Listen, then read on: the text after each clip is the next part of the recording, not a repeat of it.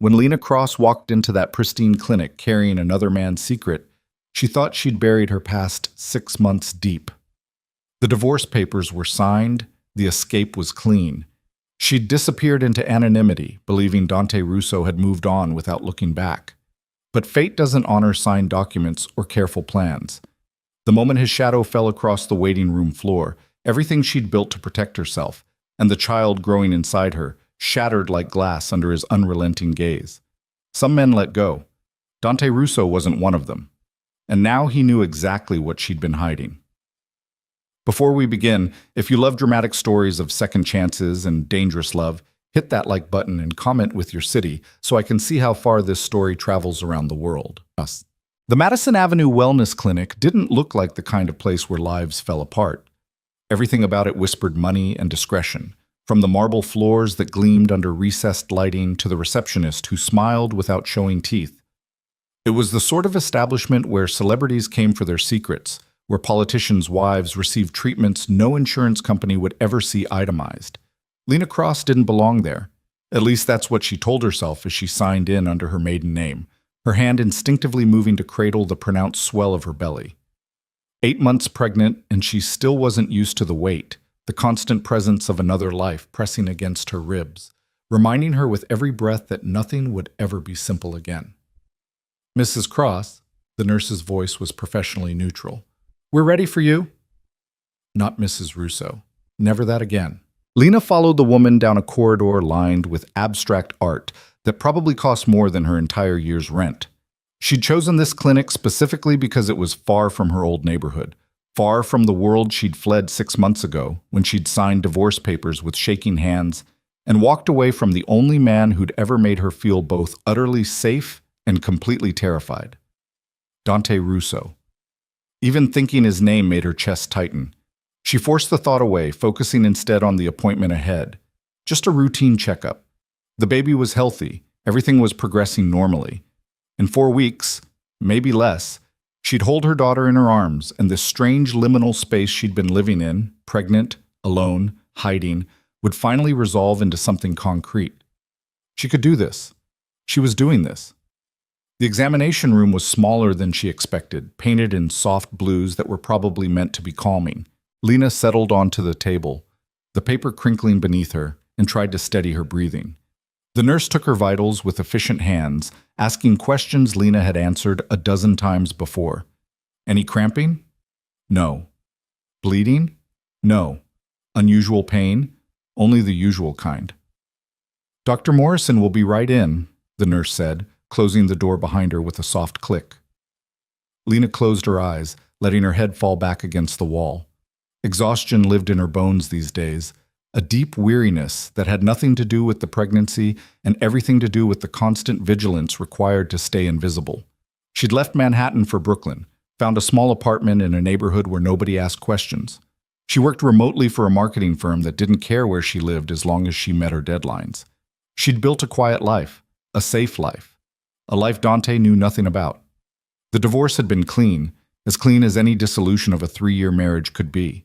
His lawyers had been professional, almost cold in their efficiency. She'd expected a fight, expected him to use his considerable power to make things difficult.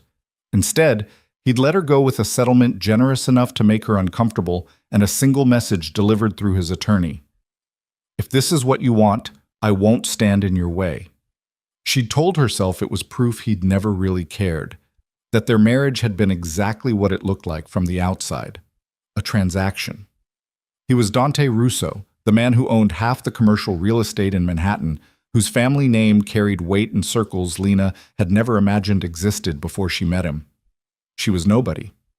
A waitress he'd noticed at one of his properties, whose smile had apparently been interesting enough to warrant a second glance. Their courtship had been a whirlwind, 3 months from first meeting to wedding. She'd been 24 and stupid enough to believe that intensity meant love. It had taken her 2.5 years to understand the difference. The door opened, pulling Lena from her thoughts. But it wasn't Dr. Morrison who stepped inside. It was a woman in her 50s, elegant in the way that came from generations of good breeding and better skincare. "Ms. Cross, I'm Dr. Chen. I'm afraid Dr. Morrison was called away for an emergency. I'll be handling your appointment today." Lena nodded, trying to ignore the flutter of anxiety in her chest. Change of plans. It was fine. Everything was fine. The checkup proceeded normally. Dr. Chen was thorough, professional, her hands gentle as she examined Lena's belly, measuring, pressing, listening to the baby's heartbeat through the Doppler. That sound, strong and steady, never failed to make Lena's throat tight with emotion.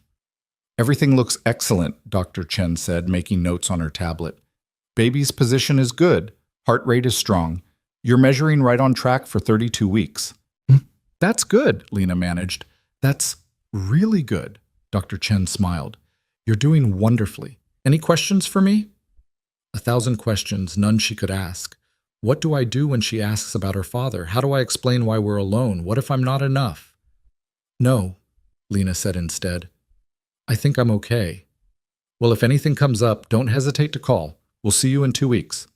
Lena nodded, accepting the appointment card the nurse handed her on the way out.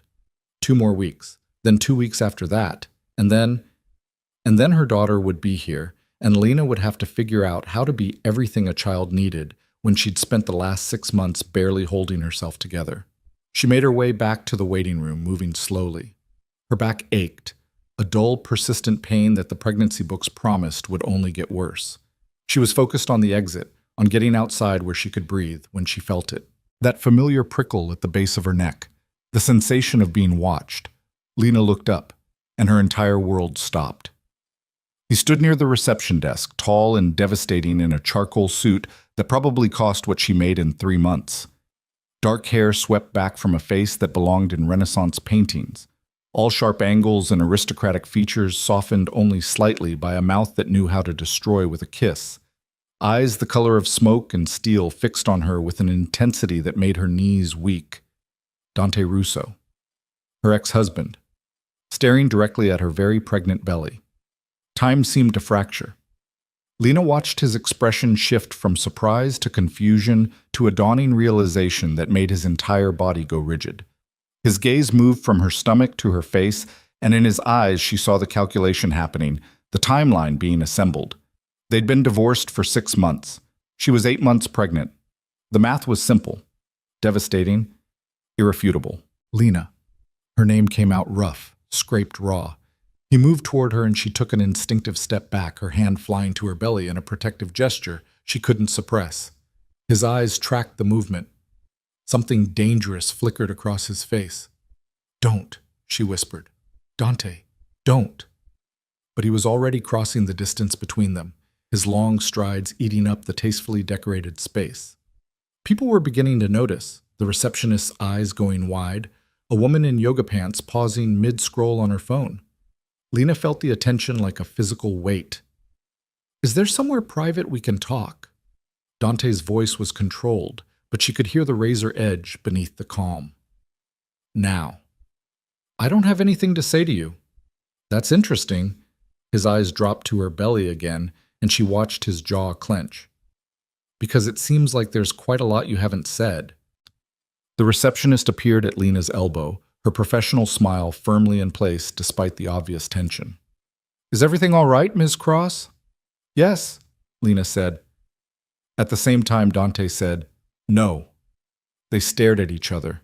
Lena's heart was hammering so hard she was certain he could hear it. 6 months. She'd had 6 months of peace, of building a life separate from his world, and now he stood in front of her, looking at her like she'd committed treason. Mr. Russo, the receptionist tried again, recognizing him now. Of course she did. Everyone knew Dante Russo. Perhaps we could... Give us the room. He didn't raise his voice. Didn't need to. Command lived in every syllable.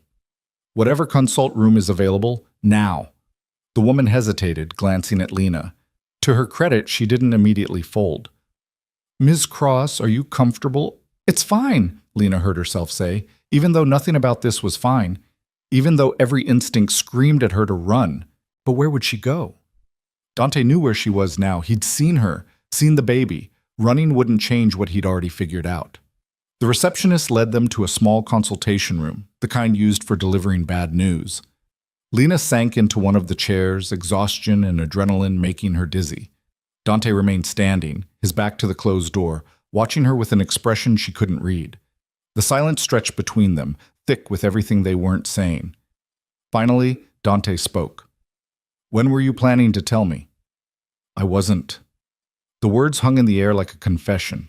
His eyes went dark, something violent and hurt flashing across his features before he locked it down behind that impenetrable control he wielded like armor. I see.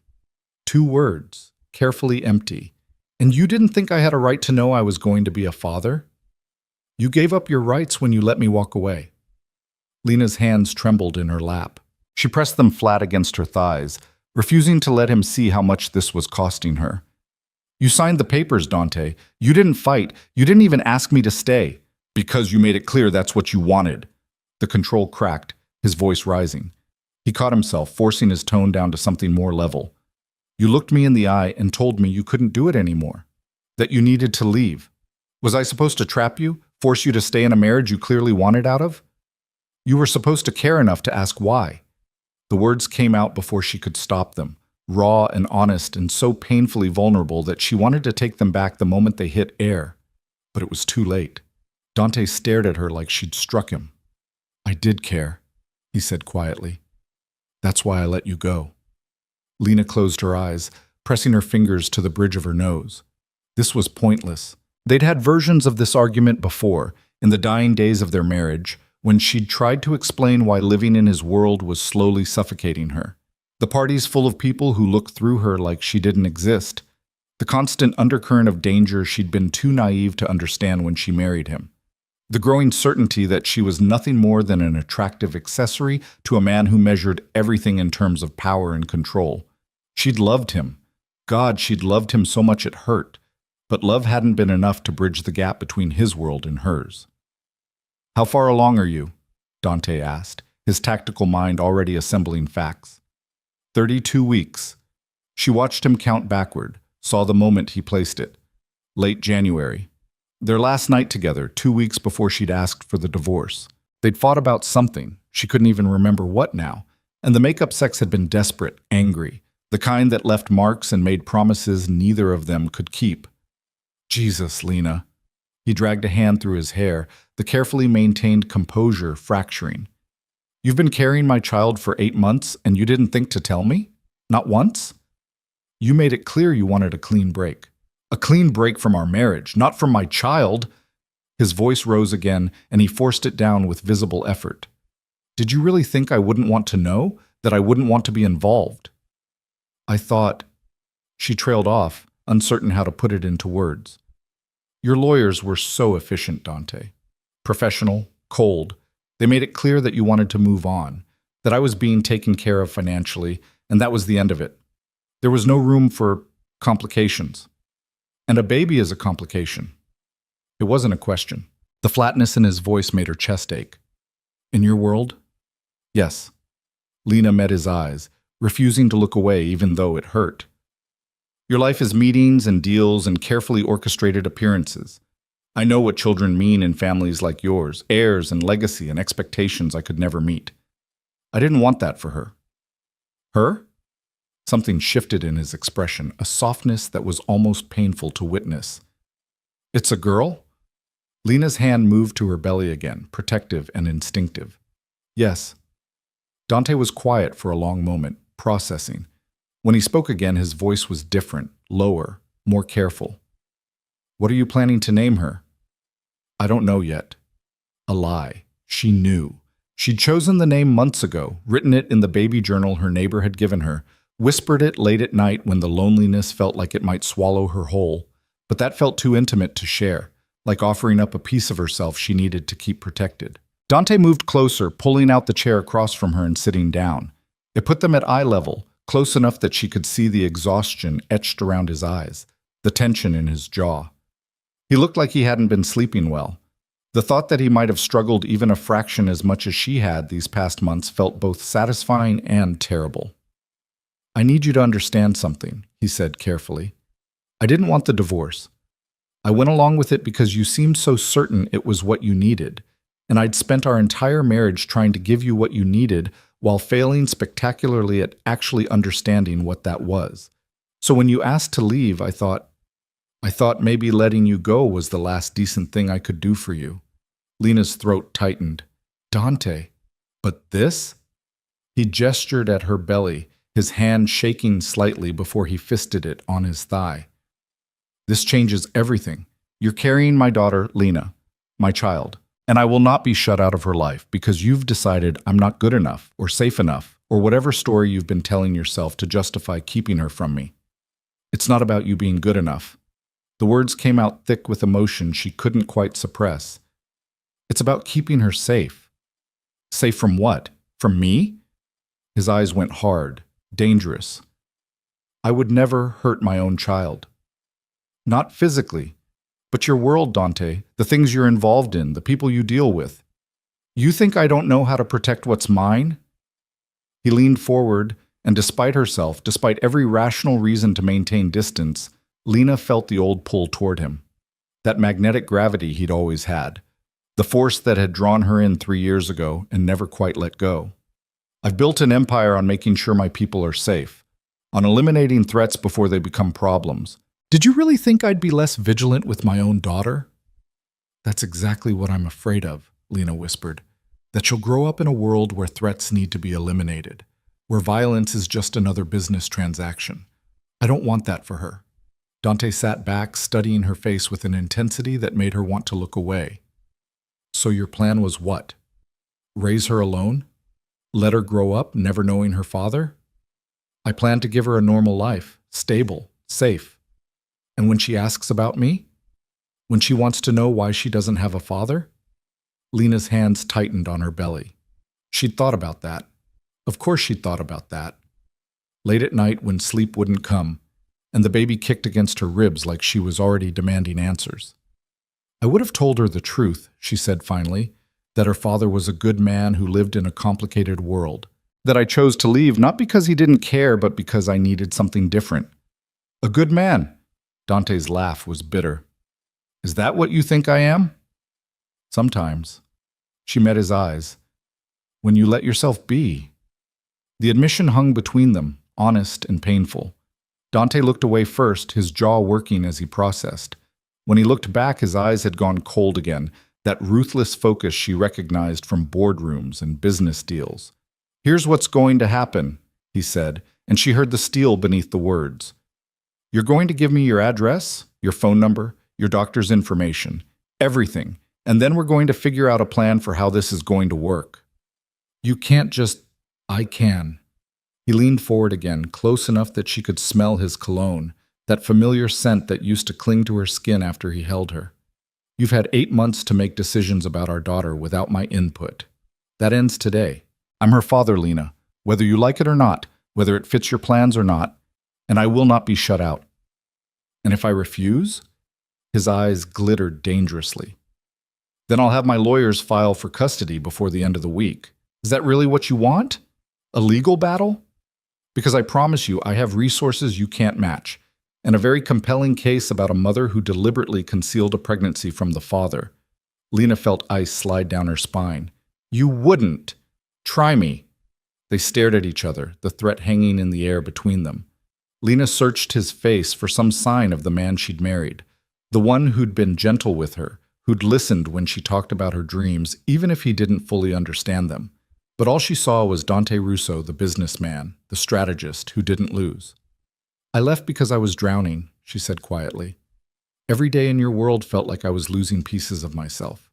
The person I was before I met you, she just disappeared. And I didn't know how to explain that to you because you were always so certain, so controlled. You had your life figured out, and I was just trying to survive in it. Something flickered across his expression. You never said that. I tried. You didn't hear me. Then make me hear you now. He reached across the space between them, his hand hovering near hers but not quite touching. Tell me what you need, what she needs, and we'll figure it out. Lena looked at his hand, so close she could feel the heat of it. How many times had those hands held her, protected her, made her feel like she was the only thing in the world that mattered? And how many times had she felt like an obligation, a responsibility he'd taken on and couldn't quite figure out what to do with? I need you to let me do this my way, she said. Not swoop in and take over, not make decisions without me, not treat our daughter like she's another asset to manage. I would never. You already are. She gestured at the space between them. You're already making demands, already threatening lawyers. That's who you are, Dante. When you want something, you acquire it. You control it. You make it fit your vision of how things should be. But a child isn't a business deal, and I won't let you turn her into one. Dante pulled back, his expression shuddering. For a moment, she thought he might actually walk away, leave her to figure this out alone just like she'd planned. Instead, he stood, buttoning his suit jacket with deliberate precision. I'll give you 24 hours to decide how you want to handle this. You can either contact me and we can work something out like adults, or I'll have my lawyers draw up custody papers. Your choice. He pulled a card from his pocket and placed it on the table between them. His private number, the one only a handful of people had access to. Think about what's best for our daughter, Lena. Not what's easiest for you. Not what fits your narrative about who I am or what my world means. Think about what she deserves. He moved toward the door, then paused with his hand on the handle. For what it's worth, I'm sorry I failed you. I'm sorry I didn't hear what you were trying to tell me. I'm sorry I let you walk away when maybe I should have fought harder. But I'm not sorry we're having this child together, and I won't apologize for wanting to be part of her life. Then he was gone, the door closing softly behind him. Lena sat in the empty consultation room, her heart hammering, her hands shaking. The baby kicked, hard enough to make her wince, as if she knew something had fundamentally shifted in the careful world Lena had built. 24 hours. He'd given her 24 hours to upend everything. She looked down at her belly, at the visible outline of a tiny foot pressing against her skin. What do I do? She whispered to the daughter she hadn't met yet. How do I protect you from him when part of me still... But she couldn't finish that sentence, couldn't acknowledge what still lived in her chest despite everything, despite the months apart, despite all the very good reasons she'd left. Her phone buzzed. A text from an unknown number. I meant what I said. 24 hours. Don't make me be the bad guy in this, Lena. We both know I can be when I need to be. She stared at the words, at the implicit threat wrapped in reasonable language. Classic Dante. Give her a choice while making it clear there was really only one acceptable answer. The baby kicked again, more insistent this time. I know, Lena murmured, her hand moving in soothing circles over her belly. I know, sweet girl. Everything just got very complicated. She stood slowly, gathering her things, trying to think through her options. She could call her lawyer, see if there was any way to fight this. But Dante was right. He had resources she couldn't match. More than that, he had a legitimate claim. She'd kept his child from him. No court would look kindly on that. She could run again, disappear more thoroughly this time. But that felt impossible now, exhausting in a way she couldn't afford. She was weeks away from giving birth. She needed stability, support, medical care. Running would put both her and the baby at risk. Or she could do what he asked. Contact him. Try to work something out. Try to build some kind of co-parenting relationship with her ex-husband, despite the fact that seeing him for 10 minutes had left her emotionally shredded. Lena made her way out of the clinic, squinting against the late afternoon sun. The city hummed around her, traffic and voices and the constant pulse of millions of lives intersecting and diverging. 6 months ago, she'd thought she could just slip into that current and disappear. Build a new life where her history didn't matter. But history, she was learning, had a way of tracking you down. She was halfway to the subway when she felt it again, that prickle of awareness. She turned, scanning the street, and saw him immediately. Dante stood beside a black town car, his driver holding the door open. He was watching her with an expression that made her breath catch, something raw and almost vulnerable beneath the usual control. Their eyes met across the distance. He didn't move, didn't approach, just watched her, waiting. Lena tightened her grip on her bag and turned toward the subway entrance. She heard the car door close, heard the engine start. When she glanced back, he was gone. But his card was still in her pocket, and she had 24 hours to decide what came next. Lena didn't sleep that night. She lay in her small Brooklyn apartment watching shadows move across the ceiling while her daughter performed gymnastics against her ribs. Every time she closed her eyes, she saw Dante's face in that consultation room.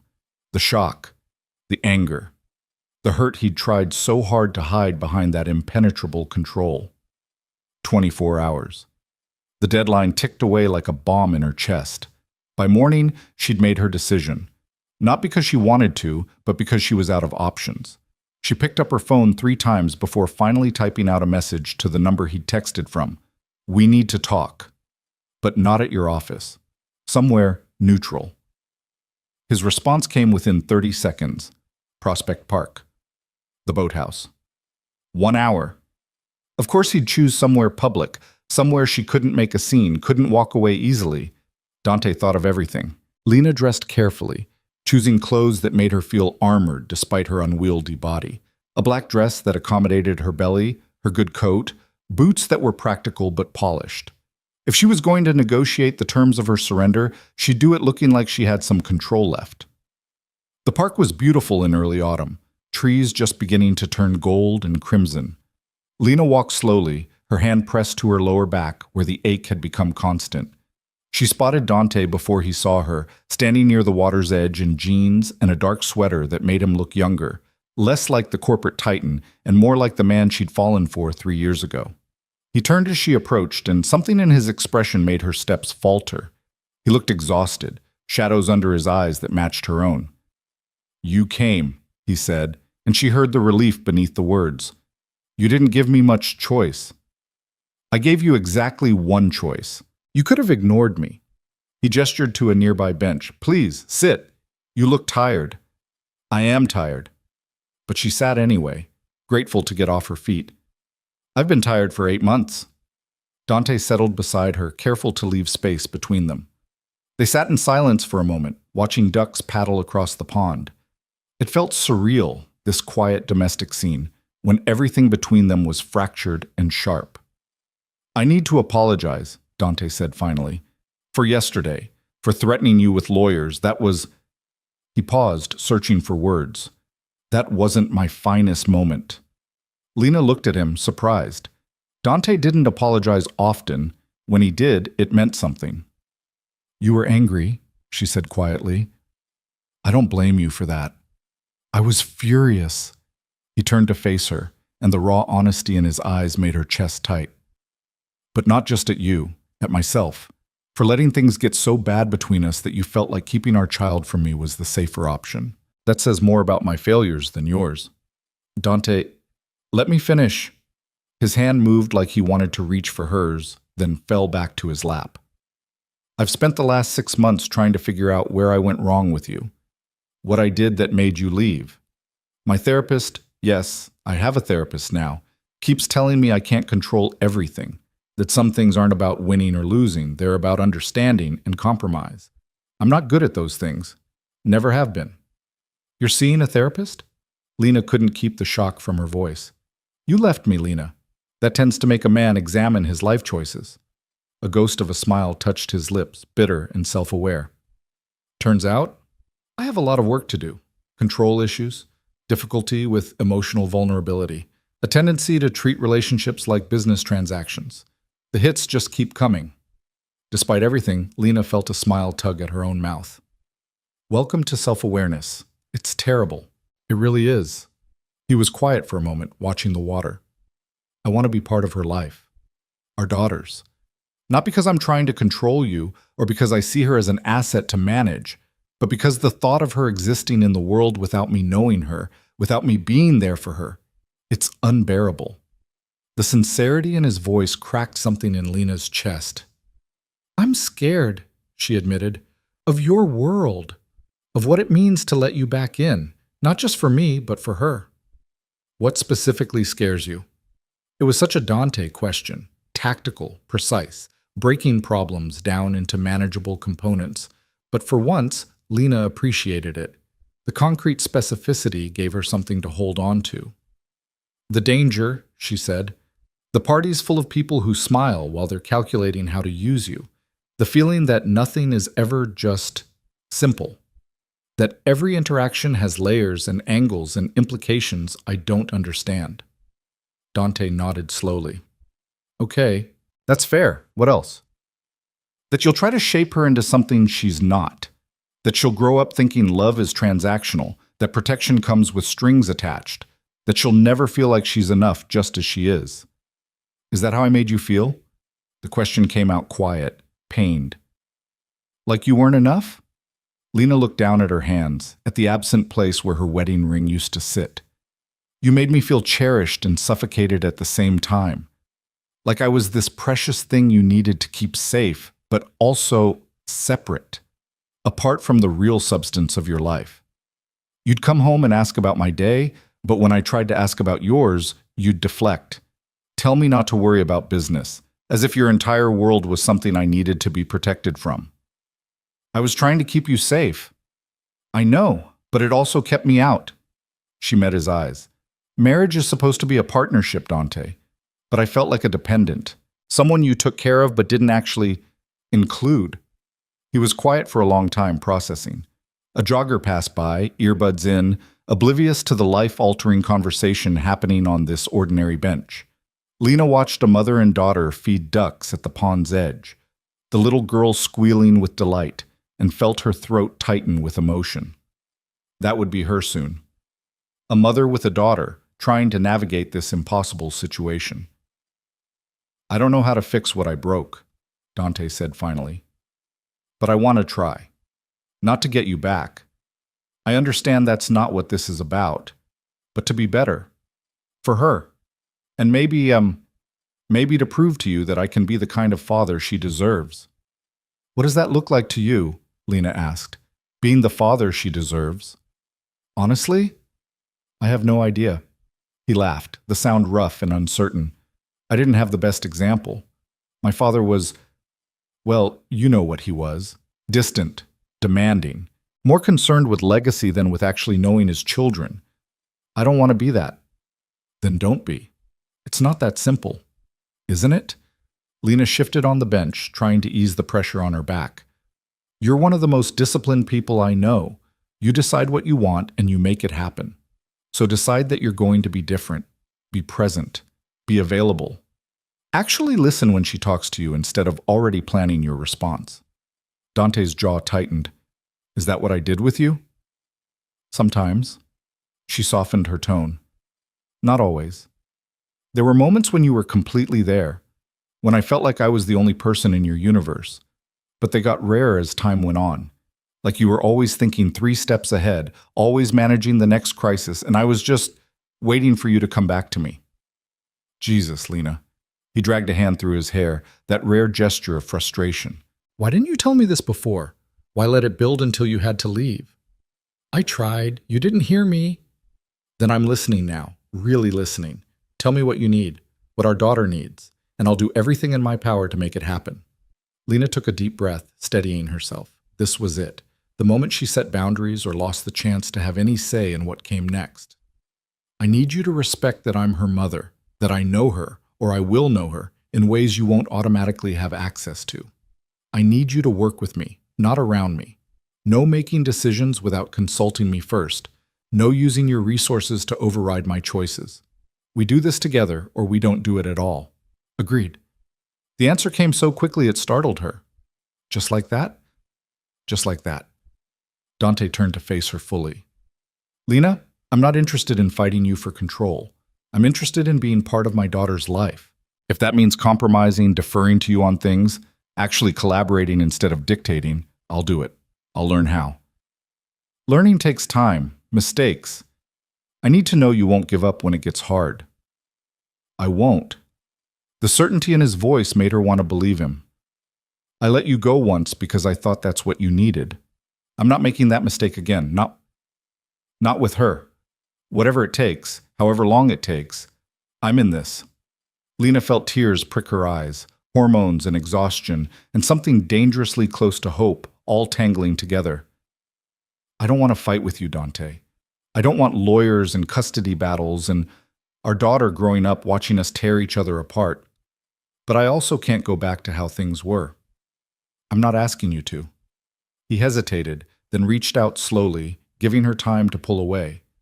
When she didn't, his hand covered hers, warm and solid. I'm asking for a chance to do better, to be better. Will you give me that? His thumb brushed across her knuckles, the gesture so familiar it hurt.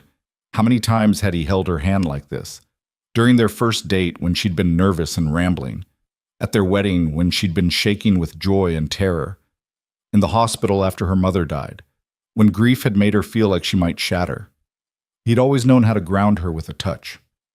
"Okay," she whispered. "We can try.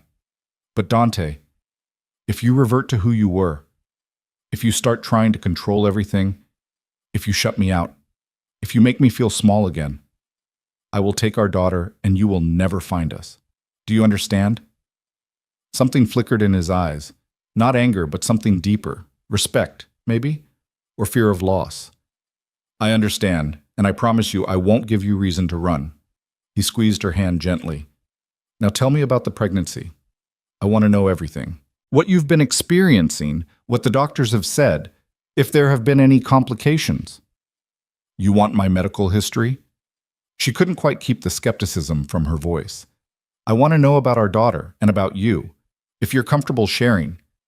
Lena studied his face, looking for the catch, the angle, but all she saw was genuine interest mixed with barely concealed anxiety. He really did care. In his own intense, overwhelming way, he'd always cared. "Everything's been normal," she said slowly. "Textbook pregnancy according to Dr. Morrison. Some morning sickness in the first trimester, but it passed. She's active.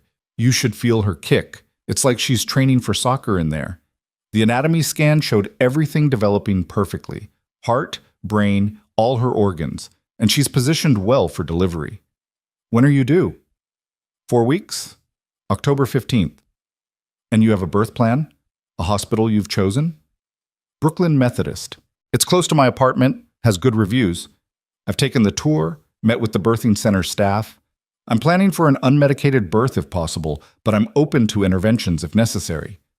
Dante nodded, clearly filing away every detail. "And you have someone to be there with you? A coach, family member, friend?" Lena's throat tightened. "I have my neighbor. She's a doula. She offered to be there, to help me through it." "A neighbor." His voice was carefully neutral, but she heard the hurt beneath it. "Not the baby's father. You gave up your right to that role when you signed the divorce papers." "No." The word came out firm, definitive. "I gave up my right to be your husband. I never gave up being her father. I just didn't know I was one. That changes now. I want to be there, Lena. When she's born, I want to be the first person she sees besides you." "Dante, please."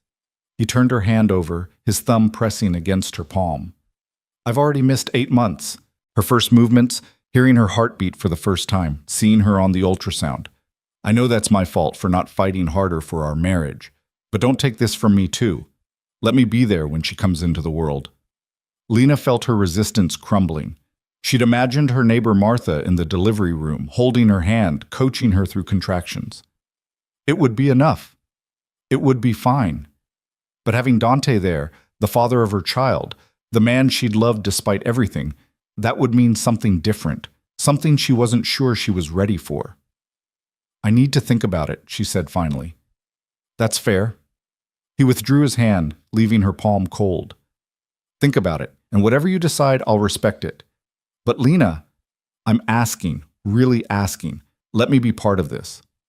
Before she could respond, her phone buzzed. She pulled it out, frowning at the unknown number. Then her blood went cold as she read the message. "Congratulations on the baby, Lena. Funny how life changes. Dante's, I assume, does he know?" Her hands started shaking. Dante noticed immediately. "What is it? What's wrong?" She handed him the phone wordlessly, watched his expression go from concern to deadly in the space of a heartbeat. "Who is this?"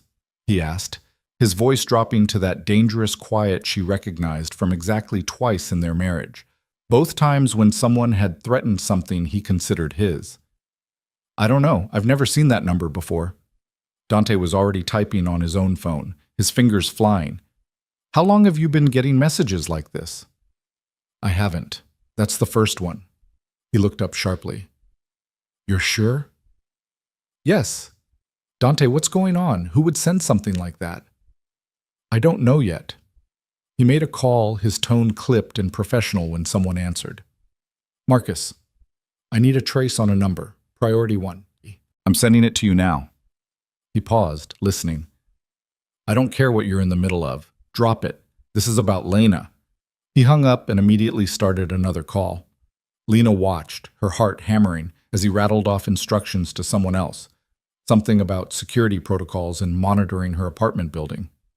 "Dante, you're scaring me." He finished the call and turned to her, his expression carefully controlled but his eyes blazing. "How well do you know your neighbors, the people in your building?" "Well enough." "Why?" "Because someone knows you're pregnant with my child. Someone knows enough to contact you directly. And that kind of information doesn't circulate unless someone's paying attention." "You think someone's watching me?" The words came out thin, frightened. "I think someone's interested enough to reach out." He stood, his entire body coiled with tension. "Which means we need to take precautions. Starting now." "What kind of precautions?" "The kind where you're not alone in an apartment I know nothing about, in a neighborhood I can't secure, carrying my child while someone out there is clearly monitoring your movements." Lena struggled to her feet, anger cutting through the fear. "You're not doing this. You're not using some random text message as an excuse to swoop in and take over my life. That text message proves someone knows about you, about the baby. In my world, that makes you a target." "Your world? That's exactly what I was trying to avoid." Her voice rose, drawing looks from other park visitors. She lowered it to a harsh whisper. "This is why I left, Dante, because everything becomes a threat. Everything needs security protocols and monitoring. I won't live like that. I won't raise our daughter in a fortress."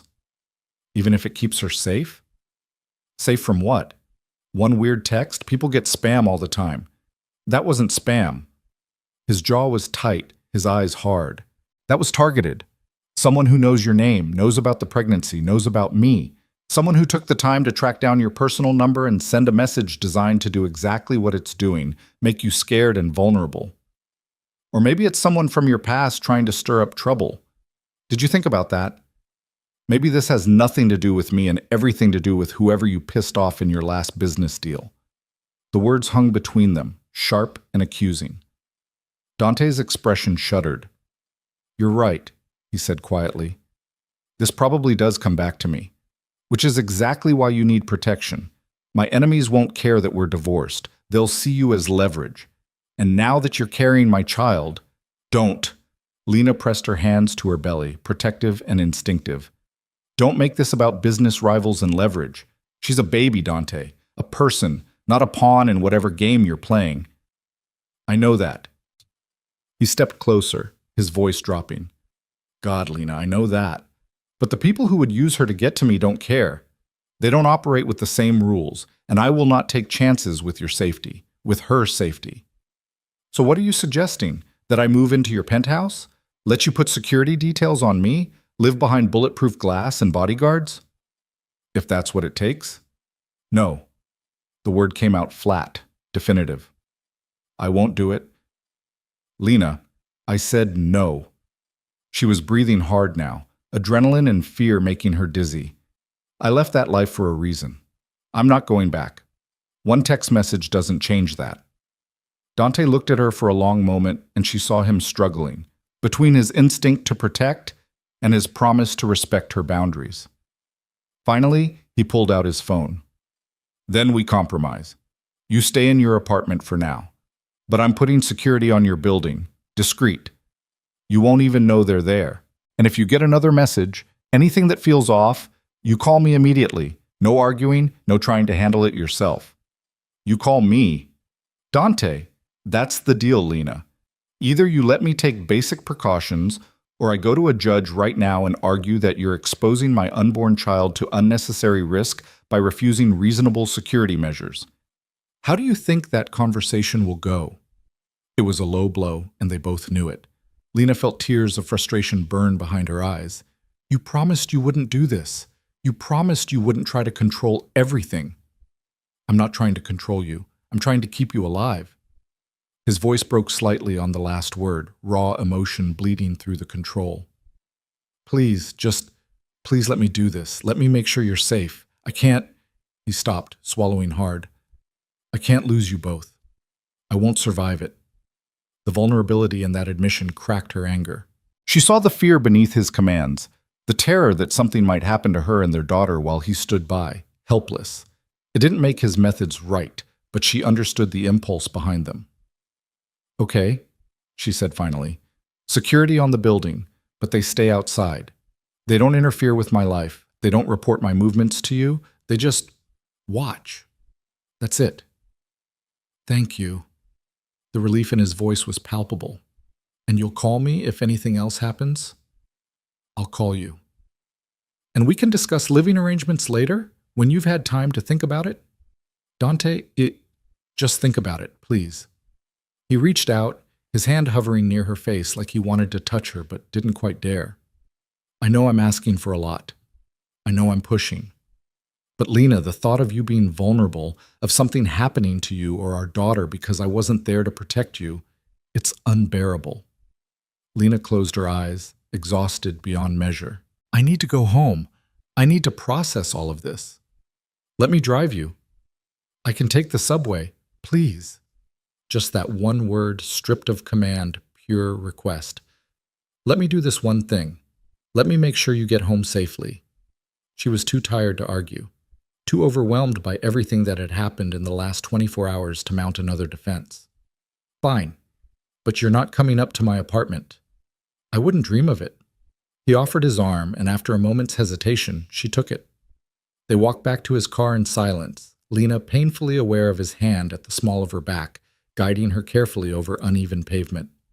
The driver opened the door without comment, and Lena sank gratefully into the leather seats. The ride to Brooklyn felt surreal. Dante sat beside her, close but not touching, his presence filling the space.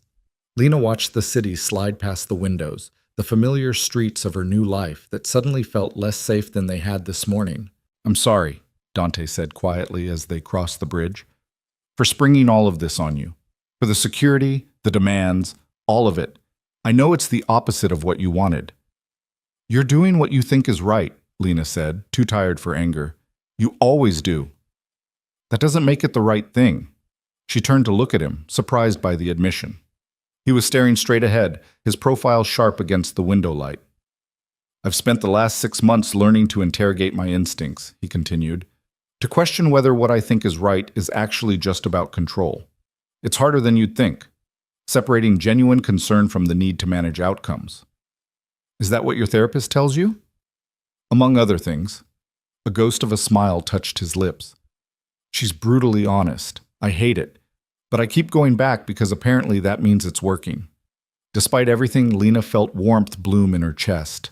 The fact that he was trying, that he was willing to examine himself this way, it meant something.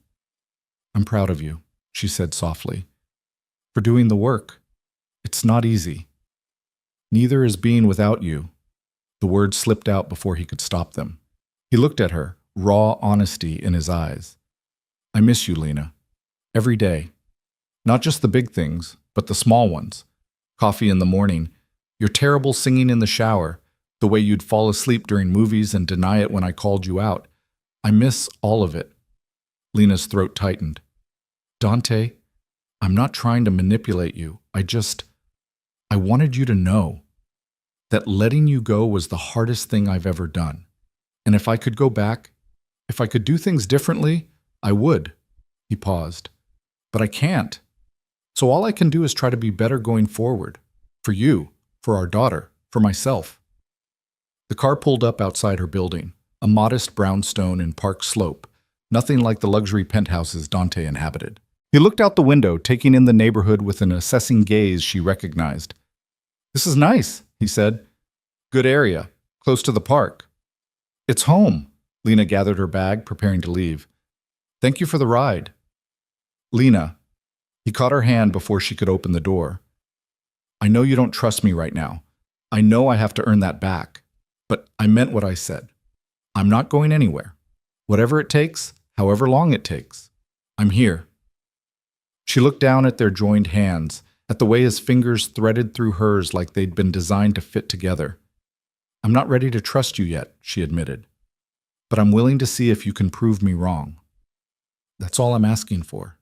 He raised her hand to his lips, pressing a kiss to her knuckles that made her breath catch. Call me if you need anything, even if it's just to tell me I'm being overbearing. I can take it. I know you can. She pulled her hand away gently, kneading the distance. Goodbye, Dante. Not goodbye. I'll see you soon. She climbed out of the car, feeling his eyes on her as she made her way up the front steps. Only when she was inside with the door closed did she hear the car pull away. Lena made it to her apartment before her knees gave out. She sank onto the couch, her hands shaking, the baby doing acrobatics that would have been uncomfortable if she wasn't so numb with shock. Her phone buzzed. Another message from the unknown number. "He's watching you now. Good. You're going to need protection for what's coming." This time, Lena called Dante immediately. He answered on the first ring. "What happened?" Another message. Her voice shook despite her best efforts to control it. "Dante, I'm scared. I'm on my way back. Don't open the door for anyone except me. The security team is already in position. They'll make sure no one gets to you." "What's happening? Who is this?" "I don't know yet." His voice was hard, cold with fury. "But I'm going to find out. And Lena? They've made a very serious mistake by threatening you." The line went dead. Lena sat in her quiet apartment, one hand on her belly, and waited for the storm she'd tried so hard to escape to come crashing back into her life. Dante arrived within 20 minutes, which meant he'd broken every traffic law between Manhattan and Brooklyn. Lena heard his footsteps on the stairs before his knock. 3 sharp raps that somehow conveyed both urgency and restraint. She opened the door to find him flanked by 2 men in dark suits who radiated the kind of quiet competence that came from military training. Dante's eyes swept over her, cataloging every detail like he was checking for damage. "You're okay," he said, and it wasn't quite a question. "Physically, yes." Lena stepped back to let him in, acutely aware of how small her apartment must seem to him. The entire space could probably fit in his living room. Emotionally is a different story. The 2 men remained in the hallway. Dante closed the door, then immediately began moving through the apartment with methodical precision, checking windows, examining sight lines, his expression growing darker with each discovery. "This building has no security," he said flatly. "The front door doesn't even lock properly. Anyone could walk in. It's Brooklyn, not a war zone. It might as well be right now." He pulled out his phone, typing rapidly. "I'm having proper locks installed tomorrow. Security cameras for the common areas. And you're getting a panic button that connects directly to my team. Dante, you can't just renovate my building. Watch me." He looked up, his eyes hard. "Show me the messages. All of them." Lena handed over her phone, watched his jaw clench as he read through them, his knuckles going white around the device.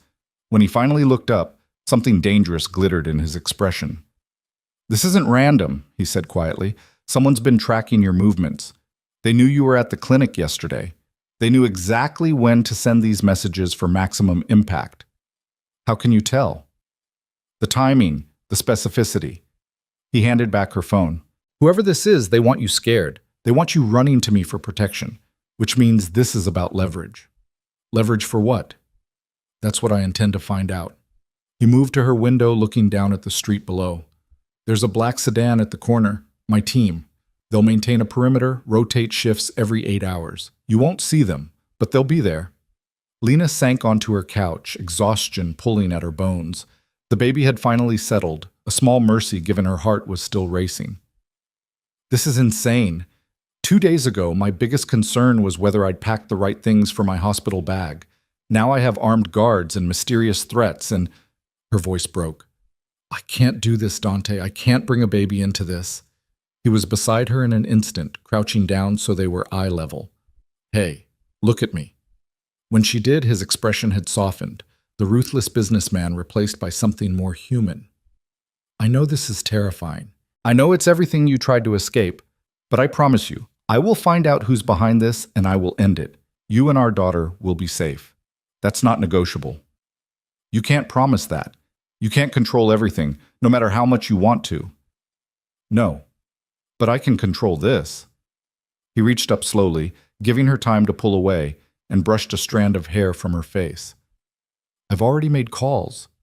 Every resource I have is being directed at finding this person. Marcus is the best tracker in the business. If there's a digital trail, he'll find it.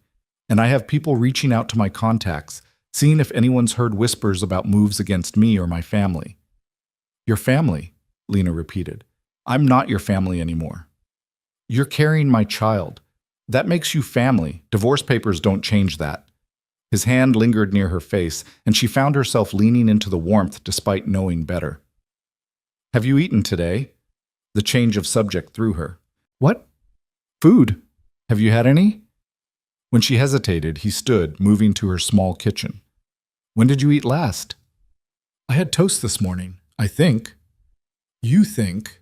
He opened her refrigerator, frowning at the contents. "Lena, there's nothing in here but yogurt and some questionable leftovers. I haven't had much appetite." "That's not an excuse." He was already on his phone again. "I'm having food delivered. Real food. What is the baby like?" Despite everything, Lena felt a smile tug at her lips. "The baby doesn't have preferences yet. She just steals all my nutrients and makes me crave weird things at 3 in the morning. Like what? Last week it was pickles and ice cream. Very cliché. This week it's been oranges. I can't get enough of them." "Oranges. Noted." He placed an order, rattling off enough food for a small army. When he hung up, he moved back to the couch, sitting beside her but maintaining careful distance. "Tell me about your birth plan. The details. Why?" "Because I want to understand what you're preparing for, and because talking about logistics is probably better than dwelling on anonymous threats." He had a point. Lena shifted, trying to find a comfortable position. "I've taken a prenatal class. Learned about breathing techniques, labor positions, pain management options. Martha, my neighbor, she's a trained doula. She's been helping me prepare mentally and physically. I'd like to meet her." When Lena started to protest, Dante held up a hand. Not to vet her or intimidate her, to thank her. "For being there for you when I wasn't." The sincerity in his voice made her chest ache. "You're trying really hard, aren't you? To be different." "I'm trying to be someone worthy of being her father." He looked down at his hands, those capable hands that had held her so many times.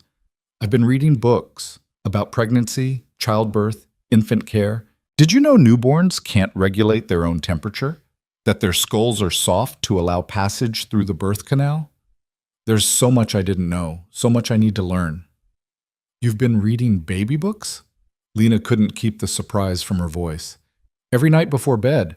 My assistant thinks I've lost my mind. I have a stack of them on my nightstand taller than most business reports." A self-deprecating smile touched his lips. "I even bought a practice doll. To learn how to hold her properly, support her head. I looked ridiculous, but the book said hands-on practice was important." The image of Dante Russo, feared businessman and corporate titan, practicing with a baby doll in his penthouse was so absurd that Lena laughed, really laughed, the kind that shook her whole body and made the baby kick in protest. "I'm glad you find my dedication amusing," Dante said dryly, but she could see the pleasure in his eyes at making her laugh. "I'm sorry, She tried to catch her breath. "The mental image is too much. Please tell me you have pictures." "Absolutely not. That's classified information." "I bet your assistant took some." "Probably. She finds my entire journey into impending fatherhood endlessly entertaining." He shifted closer, his expression turning serious. "But it's not a joke to me, Lena. None of this is. I want to be prepared. I want to know what to do when she cries, how to soothe her, how to keep her safe and healthy and loved." The word loved hung in the air between them, weighted with meaning. Lena felt her throat tighten with emotion. "She's going to be so lucky to have you," she whispered. "If you can actually be the man you're describing." "I will be. I have to be." His hand moved to rest on the couch between them, close enough that she could feel the heat of it. "Because the alternative, failing her the way I failed you, that's not an option I can live with." Before Lena could respond, her phone buzzed. They both tensed. Dante leaned over to look at the screen. "It's just the food delivery," he said, the relief evident in his voice. "I'll get it." He was back moments later with enough takeout containers to feed a small neighborhood. Thai food, Italian, Chinese, even a burger with fries. "I wasn't sure what you'd want," he explained, setting everything on her small dining table. "So I got options. This is enough food for a week. You need to eat, both of you." He started opening containers, the domesticity of the moment surreal given the circumstances. "Come on, pick something." Lena chose the Thai food, pad see ew, with extra vegetables, and found herself ravenous once she started eating. Dante watched her with satisfaction, picking at some of the Italian himself, but mostly focused on making sure she ate enough. "When's your next appointment?" he asked between bites. "Next Tuesday, just a standard checkup. I want to come with you." Lena paused, her fork halfway to her mouth. "Dante, I know, I'm pushing again, but Lena, I've missed everything. Every milestone, every appointment, every moment of this pregnancy. Please, let me be there for this one thing. Let me hear her heartbeat, see her on the ultrasound if they do one. Let me start being present." She studied his face, searching for the angle, the manipulation, but all she saw was raw hope mixed with fear of rejection. This was costing him, she realized, asking instead of demanding, being vulnerable instead of controlling. "Okay," she said finally, "you can come, but you let me do the talking.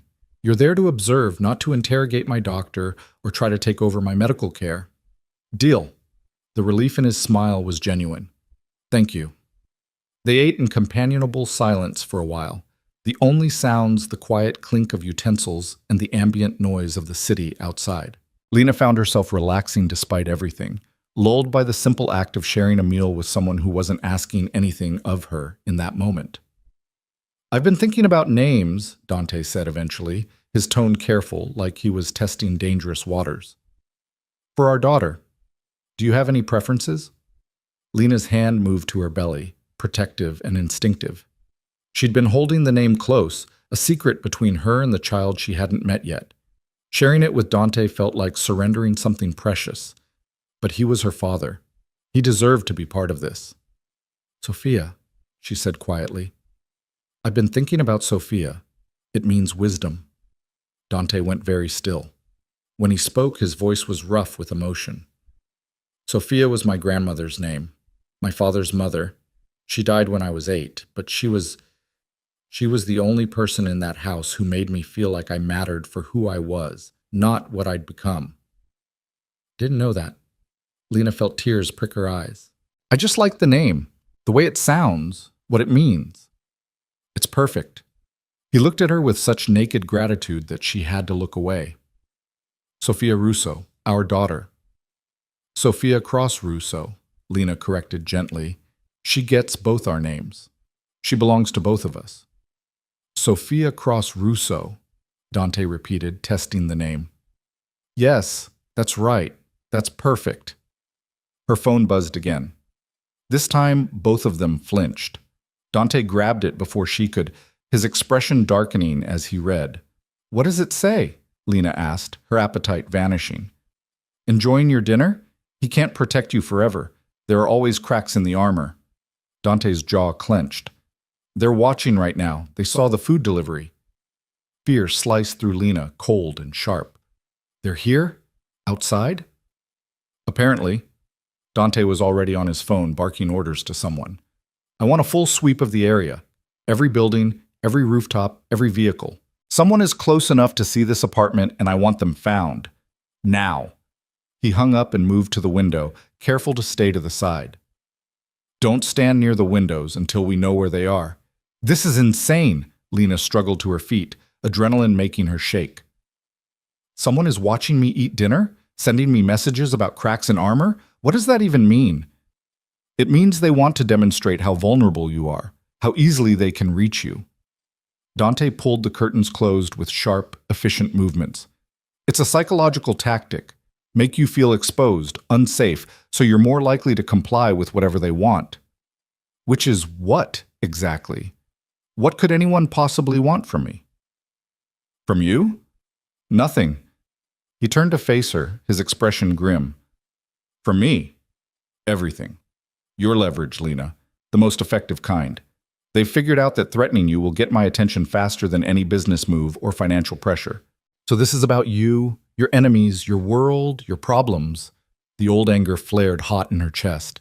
"This is exactly what I was trying to escape." "I know." The admission seemed to cost him. "I know, and I'm sorry, but we're past the point of escaping. They know about you now. They know about Sophia, and the only way forward is through." "Through what?" "Through me eliminating the threat." His voice dropped to that dangerous quiet she recognized from exactly twice before, Once when someone had tried to sabotage one of his developments, and once when a business rival had made insinuations about Lena's past. Both times, the threat had disappeared completely within 48 hours. She'd never asked how, never wanted to know. "What are you going to do?" she asked, not sure she wanted the answer. "Whatever is necessary to keep you safe." He moved closer, his presence filling the small space. "I need you to trust me on this. I need you to let me handle it my way. Your way usually involves things I don't want to know about. Probably. But the end result is the same. You and Sophia will be protected. That's all that matters." Lena sank back onto the couch, feeling the weight of inevitability settle over her. She'd tried to build a life outside Dante's world, tried to keep their daughter safe from the darkness that seemed to follow him. But fate or circumstance or simple bad luck had dragged her right back into it. "I can't live like this long term," she said quietly, jumping at every phone notification, afraid to stand near windows, having armed guards shadow my every move. "That's not a life, that's a prison." "It won't be long term." Dante sat beside her, close enough that she could feel the tension radiating off him. "I promise you, this is temporary. Once the threat is neutralized, how can you be sure there won't be another threat, and another after that?" She turned to face him fully. "Your world is built on power plays and territorial disputes. There will always be someone trying to find your weakness, trying to exploit it, and now they know exactly where to look." The truth of it hung between them, inescapable. Dante's face was carved in hard lines, his eyes reflecting a struggle she could only partially understand. "Then we adapt," he said finally. "We find a way to keep you and Sophia safe while still giving you the life you want, the freedom you need. It's not impossible. It just requires better planning, better security, better control," Lena finished, which brings us right back to the problem that broke our marriage in the first place. "No." He shifted to face her, his intensity almost overwhelming. "The problem with our marriage was that I tried to control you, to fit you into my life without considering what you needed. That's not what I'm suggesting now. I'm suggesting we work together to solve this. Your input, your boundaries, your decisions.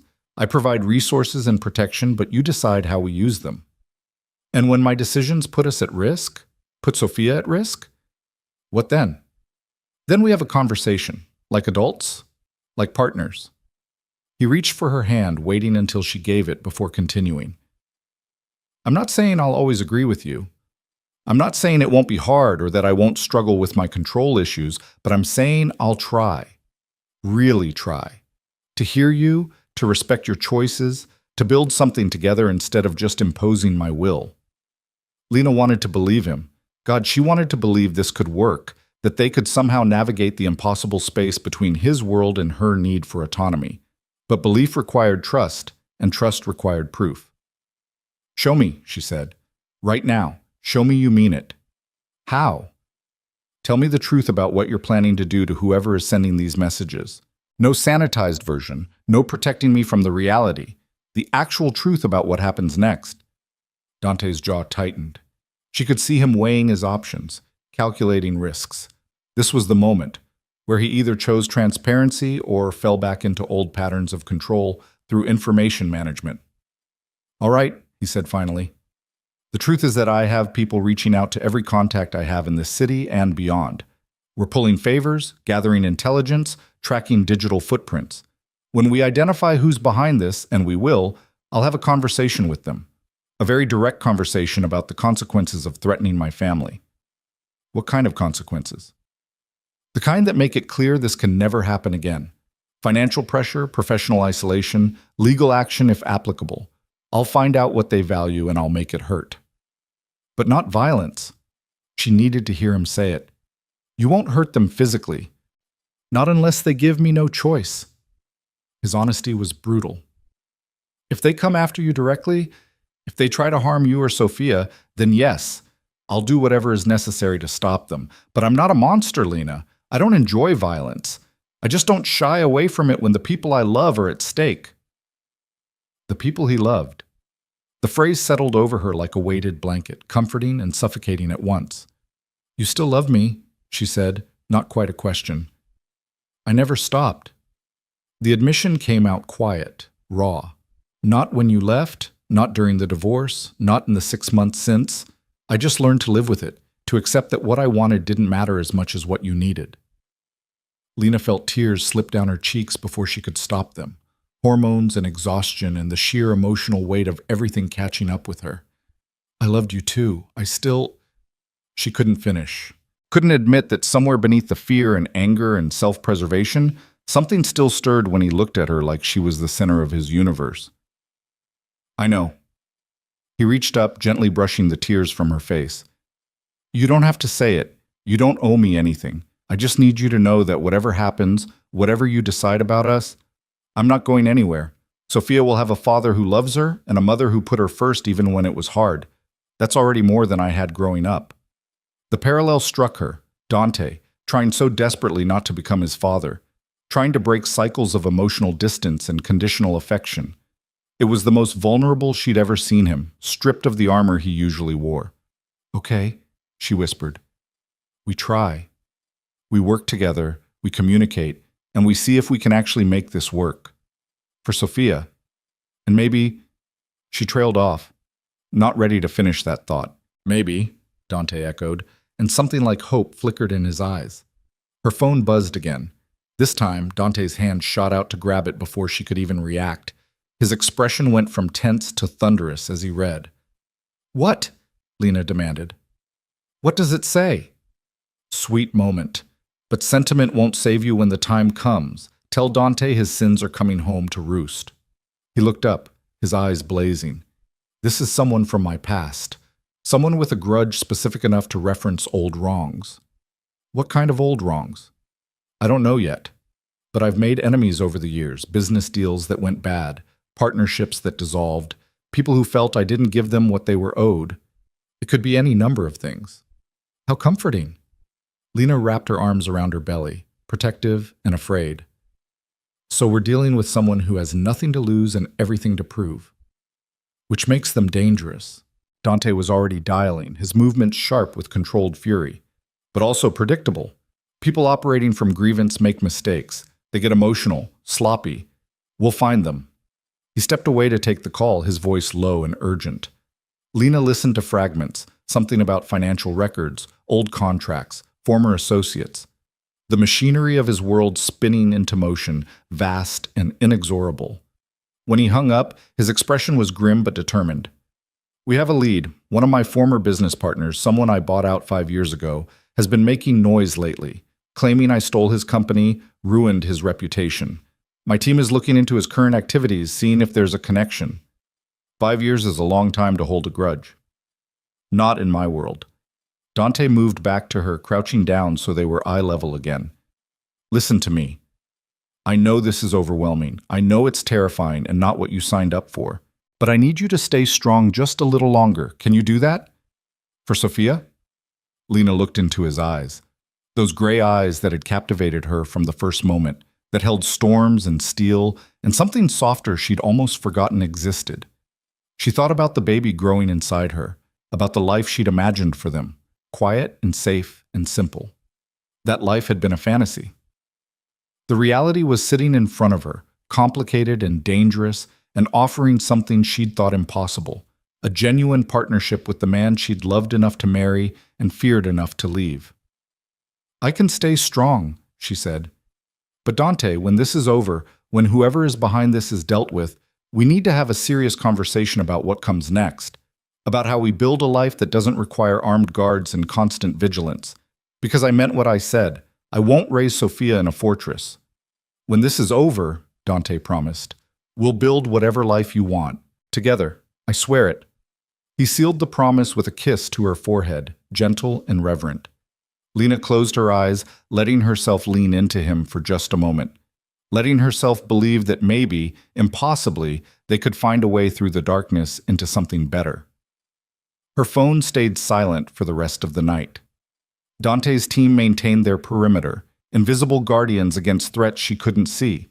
And somewhere out there, someone was watching, waiting, preparing their next move. But for now, in this small apartment in Brooklyn, Lena let herself rest. Let Dante stay, sitting vigil in the chair across from her couch. Let herself believe that maybe she wasn't as alone as she'd thought. Sophia kicked, strong and insistent, and Lena smiled despite everything. Whatever came next, whatever dangers lurked in the shadows, her daughter was already a fighter, already strong. She'd need to be. Because the storm brewing around them was far from over. Lena woke to the smell of coffee and the sound of low voices in her kitchen. For a disoriented moment, she forgot where she was, forgot everything that had happened. Then reality crashed back and she sat up too quickly, making her head spin. Easy. Dante appeared in the doorway, concern etched across his features. You need to move slower. Here, I made you tea. Caffeine-free, like the book said. She accepted the mug, staring at him in confusion. He looked rumpled, his shirt wrinkled and his jaw dark with stubble, like he'd been up all night. Did you sleep at all? She asked. A few hours in the chair. He gestured to the armchair across from the couch where she'd fallen asleep. I wanted to stay close, in case anything happened. Dante, you can't just camp out in my apartment. I had Marcus come by an hour ago. We have a positive ID on our threat. His expression hardened. It's exactly who we suspected. Vincent Carrera, the partner I bought out 5 years ago. Lena set down her tea, her hand suddenly unsteady. And? And he's been nursing his grudge all this time, lost his wife in the divorce, lost his standing in the business community, lost everything he thought defined him. He blames me for all of it. Dante moved to sit on the coffee table in front of her, close but not crowding. His financials show he's nearly bankrupt, desperate, which makes him unpredictable. What does he want? Money, probably. Or revenge. Maybe both. Dante's jaw clenched. He's been surveilling you for at least 2 weeks, ever since he found out about the pregnancy. We tracked his movements through traffic cameras and credit card receipts. He's been following you, learning your routine. Ice slid down Lena's spine. 2 weeks? He's been watching me for 2 weeks and I didn't notice? You had no reason to be looking for surveillance. That's on me. The guilt in his voice was palpable. I should have had protection on you from the moment we divorced. Should have anticipated that someone might try to use you against me. You couldn't have known I was pregnant. No, but I knew you were important to me. That should have been enough. He reached for her hand, his thumb brushing across her knuckles. I'm not making that mistake again. From now until this is resolved, you don't go anywhere without protection. And I mean anywhere, Lena. She wanted to argue, to push back against the restrictions, but fear overrode pride. Someone had been following her, watching her daily life, learning when she was most vulnerable. The violation of it made her skin crawl. What happens now? She asked quietly. Now I handle it. The dangerous edge returned to his voice. I'm meeting with Carrera this afternoon, making it very clear that coming after you was the worst decision he's ever made. Alone? Dante, if he's desperate, I won't be alone. I'll have my team. But Lena, I need you to promise me something. He waited until she met his eyes. Whatever happens, whatever you hear about this meeting, trust that I did what was necessary. Can you do that? That depends on what necessary means. It means I'm going to give him a choice. Walk away, and I'll help him rebuild his life somewhere far from here. Set him up with enough money to start over, no strings attached. Or continue down this path and face consequences he really won't like. And if he doesn't take the deal? Dante's expression went cold, remote. Then I remove him as a threat, permanently. What does permanently mean? It means you don't have to worry about him anymore. Ever. He stood, moving toward the window to check the street below. I have lawyers standing by with restraining orders, financial leverage that will make his life very difficult if he refuses to cooperate, and contingencies for every possible outcome. Vincent Carrera will not hurt you or our daughter. I guarantee it. Lena pressed her hands to her belly, feeling Sophia moving beneath her palms. I don't want you to become someone you're not because of us. Someone who does terrible things in the name of protection. I've always been this person, Lena. You just never had to see it. He turned back to face her, his expression softening slightly. The difference is that now I'm choosing to be transparent about it.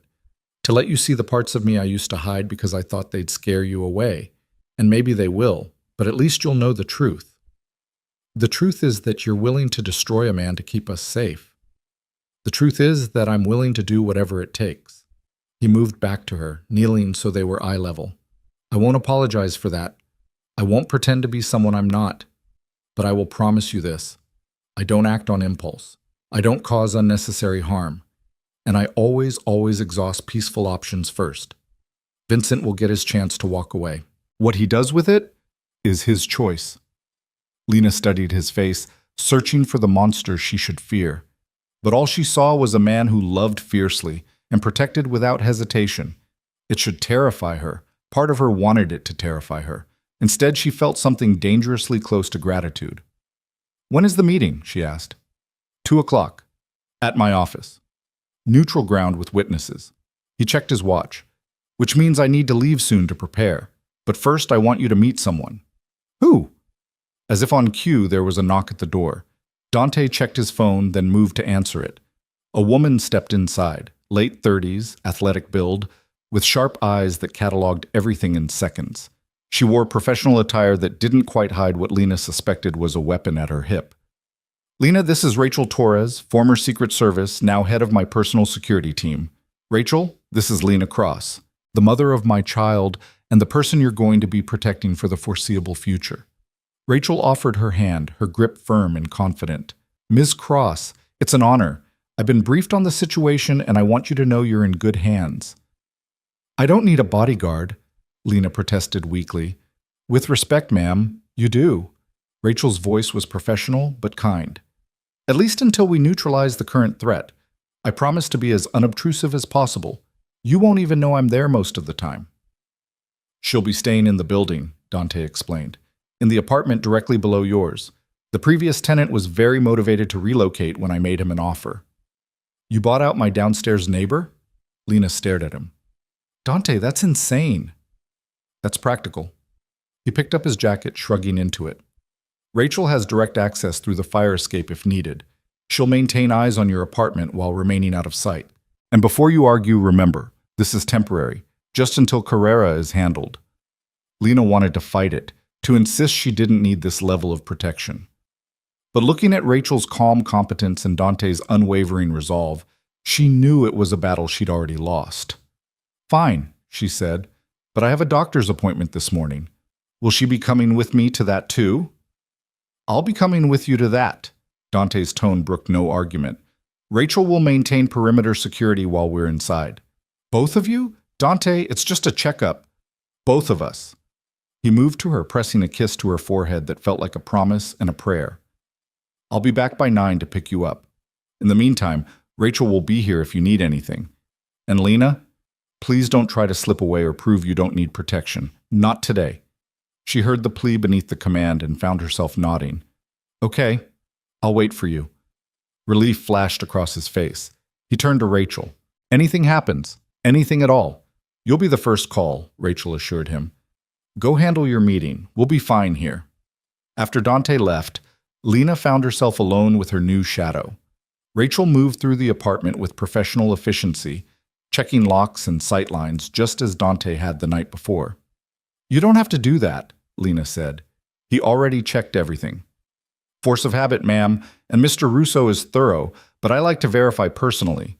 Rachel finished her inspection and turned with a slight smile. For what it's worth, I've worked for a lot of powerful men. Dante Russo is one of the good ones. He threatened a man yesterday, with lawyers and worse. He protected you yesterday. There's a difference. Rachel settled into the chair Dante had occupied all night. I know his world seems brutal from the outside, and it can be. But there are rules, codes of conduct, lines most people won't cross. Dante operates within those lines. Barely sometimes, but he operates within them. And Vincent Carrera? Does he operate within the lines? Carrera is desperate, which makes him dangerous. Rachel's expression turned serious. Desperate men do unpredictable things. They take risks they shouldn't, make moves that don't make strategic sense. That's why we're being extra cautious. Until we know what he really wants, until we know if he's working alone or has partners, we assume worst-case scenarios. Lena pressed her hands to her belly, feeling the familiar flutter of movement. Sophia was awake, doing her morning acrobatics. I just want her to be safe. I want to bring her into a world where I'm not constantly looking over my shoulder." "You will," Rachel said with quiet confidence. "Dante won't rest until every threat is eliminated. I've seen him work. When it comes to people he cares about, he's relentless. He cares too much sometimes. It becomes control." "Maybe. But right now, that control is the only thing standing between you and someone who wishes you harm. Sometimes protection looks like control. The trick is knowing the difference." Lena didn't have an answer for that. She made herself breakfast while Rachel maintained her quiet vigil, checking her phone periodically and communicating with someone in brief, coded phrases. It should have felt invasive, having a stranger in her space, monitoring her every move. Instead, it felt oddly comforting, like having a guardian angel who carried a weapon. Dante returned promptly at 9, looking more put together than he had earlier. Fresh suit, clean shave, the corporate armor firmly back in place. But his eyes went soft when they landed on Lena. "Ready?" he asked. "As I'll ever be."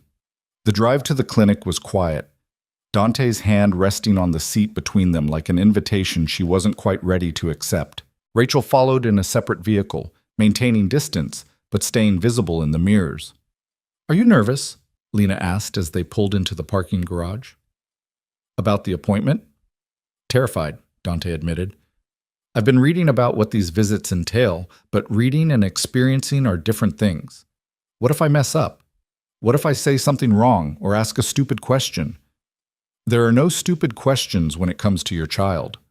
Lena felt a smile tug at her lips despite everything. "And besides, I'll be there. We'll figure it out together." "Together," he echoed, and something in his expression made her chest tight.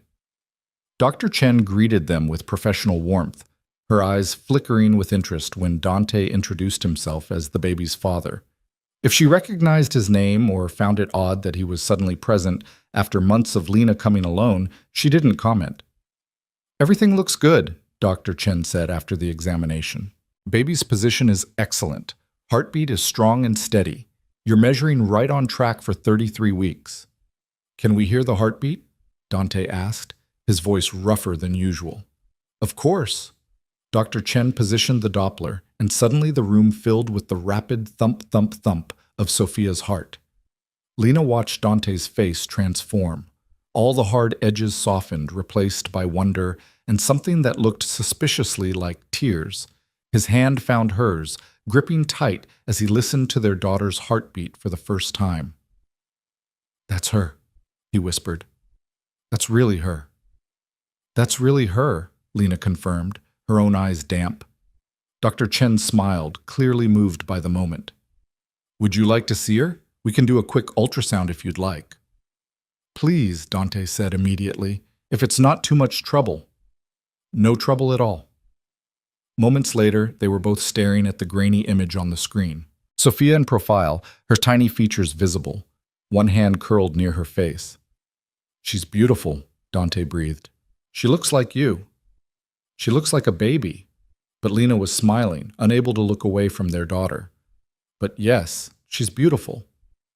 Dr. Chen printed several images, handing them to Dante, who accepted them like they were precious artifacts.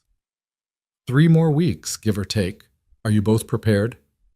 "Getting there," Lena said. "I'll be there," Dante added, "for the birth, if Lena agrees." All eyes turned to her. Lena felt the weight of the decision, the significance of allowing him into that most vulnerable moment. But looking at his face, at the raw hope and barely contained fear, she found her answer. "Yes," she said quietly. "You can be there. You should be there." The gratitude in his expression was almost painful to witness. "Thank you. I promise I won't let you down." "Just don't pass out," Dr. Chen advised with a smile. "We have enough to handle without catching fathers who faint." "I won't pass out." Dante's hand tightened on Lena's. "I'll be exactly what she needs me to be." They left the clinic with ultrasound pictures and a sense of fragile hope. Rachel was waiting by the car, her eyes scanning the parking garage with professional paranoia. "All clear?" Dante asked. "All clear. Though we should move. We've been stationary too long." Back in the car, Dante checked his watch. "I need to head to the office soon for the meeting." "I know." Lena studied the ultrasound picture in her hands. "Be careful, please." "I'm always careful." He reached over, his hand covering hers on the image of their daughter. But I promise I'll come back. I have too much to live for now to take unnecessary risks. He drove her back to Brooklyn, waiting until she was safely inside with Rachel before leaving. Lena watched his car disappear down the street and felt anxiety twist in her gut. In a few hours, he'd be sitting across from Vincent Carrera, a desperate man with nothing to lose. So many things could go wrong. The afternoon crawled by. Lena tried to distract herself with work, with preparations for the baby, with anything that would keep her mind occupied. But she kept checking her phone, waiting for updates that didn't come. At 2:15, Rachel's phone buzzed. She answered, listened, then looked at Lena with an expression she couldn't read. "The meeting started," Rachel said. "Carrera showed up with his lawyer. No weapons detected. Dante's team is in position." "What does that mean?" "It means we wait, and we trust that Dante knows what he's doing." Waiting was torture. Lena paced her small apartment, one hand pressed to her belly, where Sophia kicked and squirmed, picking up on her mother's anxiety. 3 o'clock came and went, then 3:30. At 4 o'clock, Rachel's phone rang again. This time, she answered and immediately handed it to Lena. "It's for you." Lena grabbed the phone, her heart hammering. "Dante? Are you okay?" "I'm fine." His voice was steady, controlled. "It's over." Carrera took the deal. Relief made her knees weak. She sank onto the couch, pressing a hand to her chest. "What deal? What happened?" He admitted everything, the surveillance, the messages, the plan to use you as leverage to force me into a business deal that would have bankrupted me. He was desperate, Lena. Nearly $3 million in debt, his ex-wife bleeding him dry in alimony, his reputation destroyed. He saw you as his last chance to get back at me. And you just gave him money to go away? I gave him a choice. Take $5 million, sign away any claim to past grievances, relocate to the West Coast and never contact either of us again, or face criminal charges for stalking and harassment, financial audits that would expose what I strongly suspect is fraud and embezzlement, and the full weight of every resource I possess making his life unbearable. He took the money. He took the money. My lawyers are drawing up the paperwork now. By tomorrow, he'll be on a plane to California with enough cash to start over, and we'll be free. Lena felt tears slip down her cheeks, relief and exhaustion overwhelming her. It's really over? It's really over. His voice softened. I'm coming to you now. I want to see you, make sure you're okay. I'm okay. Scared, but okay. You don't have to be scared anymore. I've got you. Both of you. He arrived 40 minutes later, still in his suit but looking somehow lighter, like a weight had been lifted from his shoulders. Lena opened the door and he pulled her into his arms, careful of her belly, his face buried in her hair. I was so worried, she whispered against his chest. I know. I'm sorry I couldn't call sooner. The negotiations took longer than expected. He pulled back, his hands framing her face. But it's done. You're safe. Sophia's safe. That's all that matters. Did you really give him $5 million? I would have given him 10 if that's what it took to make him go away. His thumb brushed away her tears. Money I can always make more of. You and our daughter, you're irreplaceable. Rachel cleared her throat from across the room. I'll give you two some privacy. Call if you need me. After she left, Lena and Dante stood in the quiet of her apartment, the reality of what had almost happened settling over them. I don't know how to do this, Lena admitted. How to be with you again. How to trust that it won't all fall apart like before. We take it slow, one day at a time. He guided her to the couch, sitting beside her. We communicate. We set boundaries. We actually build a partnership instead of me trying to fit you into my life. And most importantly, we put Sophia first. Always. What does that look like, putting her first? It looks like me being present. Actually present. Not just physically there, but mentally checked out thinking about the next deal. It looks like me listening when you tell me what you need instead of assuming I know better. It looks like compromise and flexibility and all the things I'm terrible at but willing to learn. And when you backslide, because you will, control is hard to unlearn. Then you call me on it. You tell me I'm being an ass and I course correct. He took her hand, lacing their fingers together. I'm not saying I'll be perfect. I'm saying I'll try. That I'll keep trying, even when it's hard, even when every instinct tells me to take control and manage the situation, because losing you once nearly destroyed me. I won't make that mistake again." Lena looked at their joined hands, at the way they fit together despite everything that had broken between them. "I'm not ready to move back in with you. I'm not ready to jump back into being Mrs. Russo. I'm not asking you to. I'm just asking for a chance, to prove I can be better, to be the partner you need and the father Sophia deserves." "Okay," she whispered, "we can try. But Dante, if this doesn't work, if we can't figure out how to make this partnership real instead of just something we talk about, I need you to promise you won't fight me on custody, that we'll work out something fair that puts Sophia's needs first." "I promise." "But Lena?" He waited until she met his eyes. "I don't plan on failing. Not at this. Not when it's the most important thing I've ever done." He leaned forward slowly, giving her time to pull away. When she didn't, his lips brushed hers in a kiss so gentle it made her chest ache. It tasted like promise and possibility and all the complicated feelings she'd been trying to ignore for months. When they finally pulled apart, Sophia kicked hard enough to make Lena gasp. Dante's hand immediately went to her belly, his eyes widening when he felt the movement beneath his palm. "Was that her?" "That was her. She's very active today." "She knows," Dante said with wonder. "She knows her father's here." "Or she's protesting all the emotional drama," Lena said dryly. "Hard to tell with babies." He laughed, the sound warm and genuine. "Either way, I'll take it." He kept his hand on her belly, feeling their daughter move. 3 more weeks, then we get to meet her." 3 weeks, Lena echoed. "Are you ready?" "Absolutely not." He looked up, meeting her eyes. "But I will be. We both will be." Lena leaned into him, letting herself rest against his solid warmth. For the first time in months, she felt something close to safe. The threats were neutralized. Dante was here, trying in ways that felt genuine. And soon, very soon, they'd both meet the little girl who had already changed everything. Outside, the city hummed with life.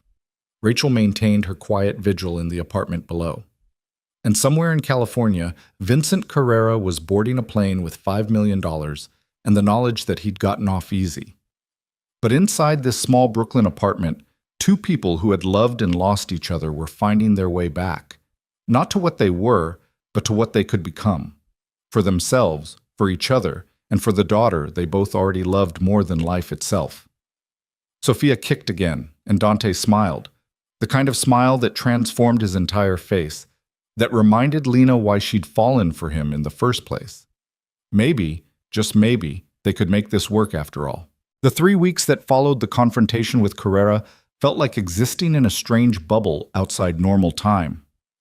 Dante showed up every morning with breakfast, real food, not the toast and yogurt Lena had been subsisting on. He'd learned her current cravings, arriving with fresh oranges and the specific brand of granola she couldn't get enough of. He never stayed longer than she seemed comfortable with, never pushed for more than she was willing to give. But he was always there, present in a way he'd never managed during their marriage. On a crisp October morning, 2 days before her due date, Lena woke to contractions that felt different from the Braxton Hicks she'd been experiencing for weeks. These were sharper, more insistent, radiating from her lower back around to her belly with rhythmic precision. She checked the time. 5:30 in the morning. The contractions were still 20 minutes apart, not time to panic yet, but her hand shook as she reached for her phone anyway. Dante answered on the first ring, his voice alert despite the early hour. "Lena? What's wrong?" "I think it's time. The contractions started about an hour ago. They're getting stronger." "I'm on my way. Don't move. Don't do anything. I'll be there in 15 minutes. "Dante, it takes 30 minutes to get from Manhattan to—" The line went dead. Lena smiled despite the discomfort, imagining him already throwing on clothes, probably terrifying his driver with demands for speed. She used the time to breathe through another contraction, timing it carefully. 18 minutes since the last one. True to his word, Dante arrived in 17 minutes, looking slightly wild-eyed and carrying the hospital bag he'd insisted on packing himself 2 weeks ago. Rachel appeared moments later, her professional calm a stark contrast to Dante's barely contained panic. "How far apart are the contractions?" Rachel asked, immediately taking charge. 15 to 18 minutes. They're not consistent yet." "Good. We have time. She turned to Dante. You need to breathe. Lena needs you calm, not spiraling. I'm calm, Dante said, his hand shaking as he set down the bag. Completely calm. You're really not, Lena said, but she reached for his hand anyway. But it's kind of endearing. He knelt beside the couch where she was breathing through another contraction, his other hand moving to her belly. Tell me what to do. How can I help? Just be here. That's enough. They stayed in the apartment for another 2 hours, timing contractions and watching them gradually get closer together. 12 minutes, 10 minutes, 8. Martha, the doula from downstairs, arrived and confirmed what Lena already knew. Active labor was beginning. Time to head to the hospital, Martha said gently. Your body's doing exactly what it should. The drive to Brooklyn Methodist was a blur of contractions and Dante's steadying presence. He'd held her hand through each wave of pain, his voice low and calm, as he coached her through breathing techniques he'd clearly memorized from the books. You've got this, he murmured during a particularly intense contraction in the car. You're the strongest person I know. You can do this. Easy for you to say, Lena gasped. You're not the one whose body is trying to turn inside out. I wish I could take this pain for you. I'd do it in a heartbeat. She believed him. That was the terrifying part. She absolutely believed he would if he could. The hospital staff moved with practiced efficiency, getting Lena checked in and settled into a birthing suite. The contractions were coming every 5 minutes now, each one stronger than the last. Martha sat up on one side, Dante on the other, both of them anchoring her through the storm of labor. 6 centimeters dilated, the nurse announced after checking. You're progressing beautifully. 6 centimeters. Halfway there. Lena closed her eyes, gathering strength for what was ahead. The next hours blurred together in a haze of pain and pressure and the constant rhythm of contractions. Dante never left her side. When she needed ice chips, he was there with them. When she needed to walk through the pain, he supported her weight without complaint. When she squeezed his hand hard enough to leave marks, he just held on tighter. I can't do this, Lena sobbed during transition, the pain so intense she couldn't think past it. It's too much, I can't. Yes, you can. Dante's face was inches from hers, his eyes fierce and unwavering. You're already doing it. You're so close, Lena, so close to meeting our daughter, just a little bit longer. I hate you for doing this to me, she panted, only half joking. I know, you can hate me all you want. Just keep breathing. Keep pushing through. 10 centimeters, the nurse announced, her voice bright with encouragement. It's time to push. Terror and relief flooded through Lena in equal measure. This was it.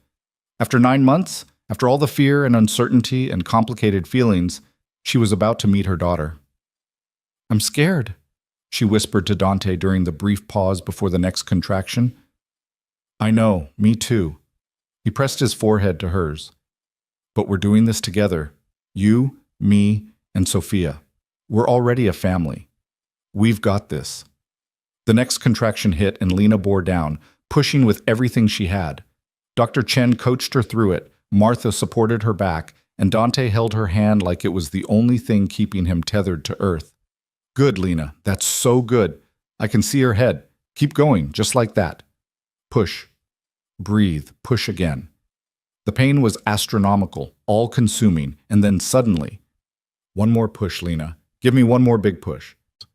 Lena gathered every ounce of strength she had left and pushed, feeling her daughter slip free in a rush of relief so profound she sobbed. The room filled with a new sound, a tiny, indignant cry that made Lena's heart stop and restart. It's a girl, Dr. Chen announced unnecessarily, lifting a squirming, crying bundle. A beautiful, healthy girl. They placed Sophia on Lena's chest, warm and slippery and absolutely perfect. Lena stared down at her daughter's scrunched-up face, at the dark hair plastered to her tiny skull, at fingers no bigger than matchsticks that were already grasping at air. Oh my God, she breathed. Oh my God, Dante, look at her. But Dante couldn't speak. Tears streamed down his face unchecked as he stared at his daughter, one hand hovering over her tiny back, like he was afraid to touch her, afraid she might disappear if he did. You can touch her, Lena said softly. She's real. She's ours. His hand finally made contact, so gentle it was barely there, smoothing over Sophia's back. "She's perfect," he managed, his voice wrecked. "You're both perfect." Sophia's cries quieted as she felt her parents' touch, her tiny body relaxing against Lena's chest. For a moment, the entire room seemed to hold its breath, witnessing something sacred, the first moments of a new family. The nurses moved around them, efficient and respectful, taking care of the medical necessities while giving them space to bond. When they finally took Sophia to be weighed and measured, Dante went with her, his eyes never leaving his daughter. 7 pounds, 4 ounces, the nurse announced, 20 inches long, all her fingers and toes accounted for. Perfect APGAR scores. "She's really okay?" Dante asked, his hand stroking Sophia's tiny head. "Everything's normal?" "Everything's absolutely perfect, Mr. Russo. You have a very healthy baby girl." They brought Sophia back wrapped in a hospital blanket, placing her in Lena's arms again. Martha helped with the first attempt at breastfeeding, Sophia latching on with surprising determination for someone only minutes old. "Natural-born fighter," Martha said with approval. "Just like her mama." Dante had pulled a chair right up beside the bed, unable to take his eyes off his daughter. "I can't believe she's real," he kept saying. "I can't believe we made her." "Well, I did most of the heavy lifting," Lena pointed out, but she was smiling. "You just showed up at the end. I'll make up for it, I promise. Every day for the rest of her life, I'll make up for missing the beginning." After the initial flurry of activity settled down and they were moved to a recovery room, the reality of what they'd done began to sink in. They had a daughter, a tiny, perfect person who depended on them for everything. "Are you ready for this?" Lena asked as Dante held Sophia for the first time, his large hands cradling her with infinite care. "For sleepless nights and dirty diapers and crying that never seems to stop?" "Absolutely not," he admitted, his eyes never leaving Sophia's face. "But I'll figure it out. We'll figure it out together." Sophia yawned, her tiny mouth opening wide, and Dante looked like he might cry again. "Did you see that?" She yawned. That was the most beautiful yawn in the history of yawns. "You're ridiculous," Lena said fondly. "I'm a father. I'm allowed to be ridiculous about my daughter." Over the next 48 hours, they settled into the strange new rhythm of life with a newborn. Nurses came and went, checking vitals and offering advice. Lena's body slowly began recovering from the trauma of birth, and Sophia slept and ate and made the tiny sounds that had both her parents mesmerized. Dante had transformed overnight. The ruthless businessman had been completely subsumed by an anxious new father who questioned everything. Was Sophia too warm? Too cold? Was she breathing okay? Should her diaper look like that? He'd read all the books, but actual application turned out to be terrifying. "You're doing fine, Nasen," Lena assured him for the 100th time as he changed Sophia's diaper with intense concentration. "You're not going to break her. She's so small. What if I do something wrong? Then we'll figure it out. That's what parenthood is, just figuring it out as you go." "I hate not knowing things." He finished the diaper change, incredibly proud when Sophia didn't immediately protest. "But for her, I'll embrace the uncertainty." On the second night during one of Sophia's midnight feedings, Dante finally broached the subject they'd been dancing around. "I want you to come home with me," he said quietly, watching Lena nurse their daughter. "Not to my penthouse, somewhere new, somewhere that's ours, not just mine, a home we build together for Sophia." Lena's hand stilled on Sophia's back. "Dante, I know we're taking things slow. I know you're not ready to jump back into being married. But Lena, I don't want to be a part-time father. I don't want to miss bedtimes and first smiles and all the little moments because we're living in separate places trying to coordinate schedules. I want to wake up in the middle of the night when she cries. I want to be there for every feeding, every diaper change, every tiny milestone." "So you want me to move in with you?" "I want us to build a life together, as a family. Not because we're married or because some paper says we should, but because it's what's best for Sophia, and maybe," he hesitated, vulnerability flickering across his features, "maybe because it's what we both want too, even if we're scared to admit it." Lena looked down at Sophia, at her daughter's perfect face relaxed in sleep. milk-drunk and content. She thought about the past few weeks, about Dante showing up every day with breakfast, about the way he'd held her hand through labor, about the tears on his face when Sophia was born. She thought about the man he was becoming versus the man he'd been. "I'm not ready to remarry you," she said carefully. "I need you to understand that. Moving in together doesn't mean we're back to how things were. I know. I don't want to go back. I want to move forward." He reached across the space between them, his hand covering hers where it rested on Sophia's back. "Different rules this time. Real partnership. Decisions made together. Your career, your independence, your voice. All of it matters as much as mine. More, even. And when you backslide, when you start trying to control things, then you call me on it and I course correct. We have conversations instead of arguments. We work through problems instead of letting them fester until they explode."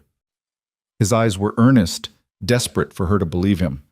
"I've been seeing my therapist 3 times a week, working on the control issues, the tendency to compartmentalize, all of it. I'm not perfect and I'm never going to be, but I'm committed to being better. For you, for Sophia, for us." Lena was quiet for a long moment, weighing the risk against the potential reward. Moving in with Dante meant trusting him with her daily life again, with her vulnerability, with the moments when she wasn't strong. It meant believing he could actually change, that the past few weeks weren't just an act that would crumble under the pressure of real cohabitation. But it also meant Sophia would have both her parents present, meant building a family instead of a fractured custody arrangement, meant giving them all a real chance at something better than what came before. "Okay," she said finally, "we can try. But Dante, I need specific things. I need my own space within whatever home we build, an office where I can work without interruption. I need you to respect when I say I need time alone or time with friends. I need transparency about your business, about the risks, about the parts of your life you used to hide from me. And most importantly, I need you to actually listen when I talk instead of just waiting for your turn to speak." Done. All of it. He leaned forward, pressing a kiss to Sophia's downy head. "Whatever you need, whatever it takes. We'll make it work." "We'll make it work," Lena echoed, and chose to believe it. They brought Sophia home 3 days after her birth, and home turned out to be a completely new space, a townhouse in Cobble Hill that Dante had apparently purchased and furnished in the 2 weeks before Sophia's arrival. It had 4 bedrooms, a garden in the back, and enough space for all of them to coexist without feeling cramped. "When did you even have time to do this?" Lena asked, staring at the nursery he'd set up. Soft yellows and whites, a crib that looked like it cost more than her car, every baby item she could possibly need. "I made time. It's called delegation." He adjusted Sophia in his arms. He was already getting better at holding her, more confident. "Do you like it? If you hate it, we can change everything. This is your home too. Our home.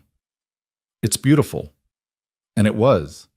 Warm and welcoming in a way his cold penthouse had never been. "You really thought of everything." "I tried, though I'm sure we're missing things. We'll figure it out together." That phrase became their mantra in the weeks that followed.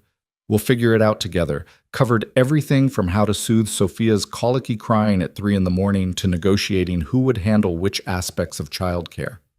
Dante threw himself into fatherhood with the same intensity he'd once reserved for business deals, reading books and watching videos and asking Lena a million questions.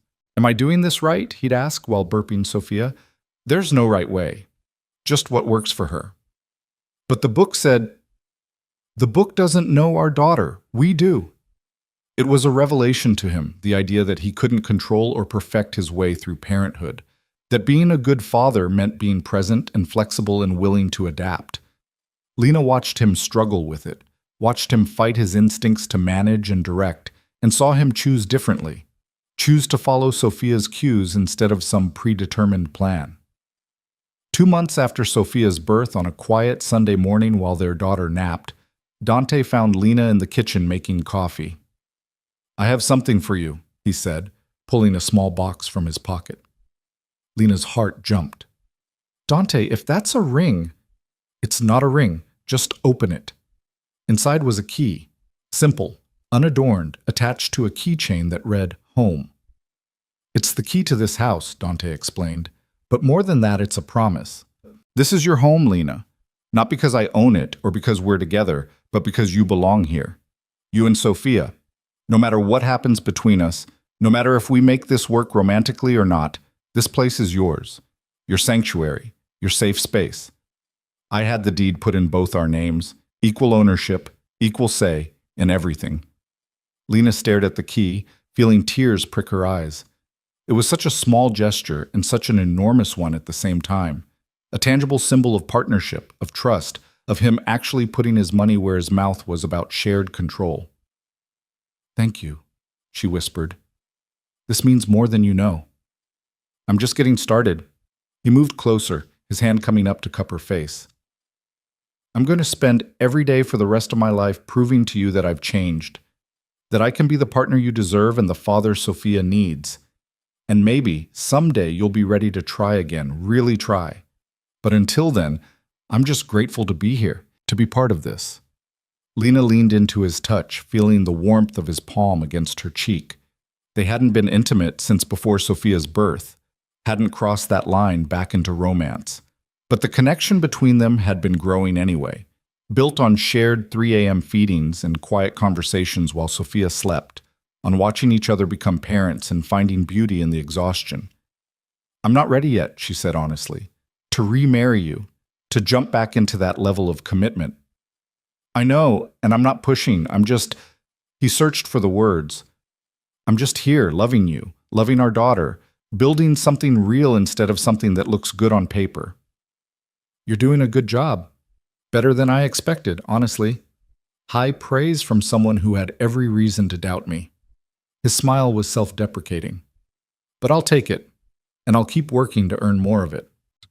Sophia's cry interrupted them, the demanding wail that meant she was hungry and angry about it.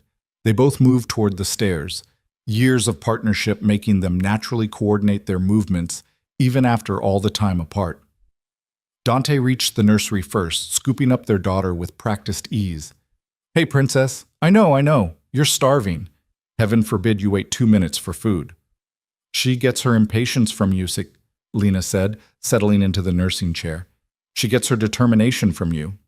He handed Sophia over, watching as she latched on immediately. And hopefully she'll get the best of both of us. My drive, your compassion, my resources, your groundedness, my massive ego, Lena suggested.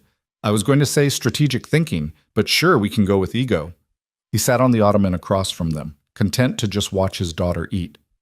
She's beautiful, just like her mother. She looks like you, same eyes, same stubborn chin. Poor kid. She's lucky. She has good parents who love her and each other, even if we're figuring out what that love looks like. Dante met her eyes over Sophia's downy head. I do love you, Lena. I never stopped. Not when you left, not during the divorce, not in all the months since.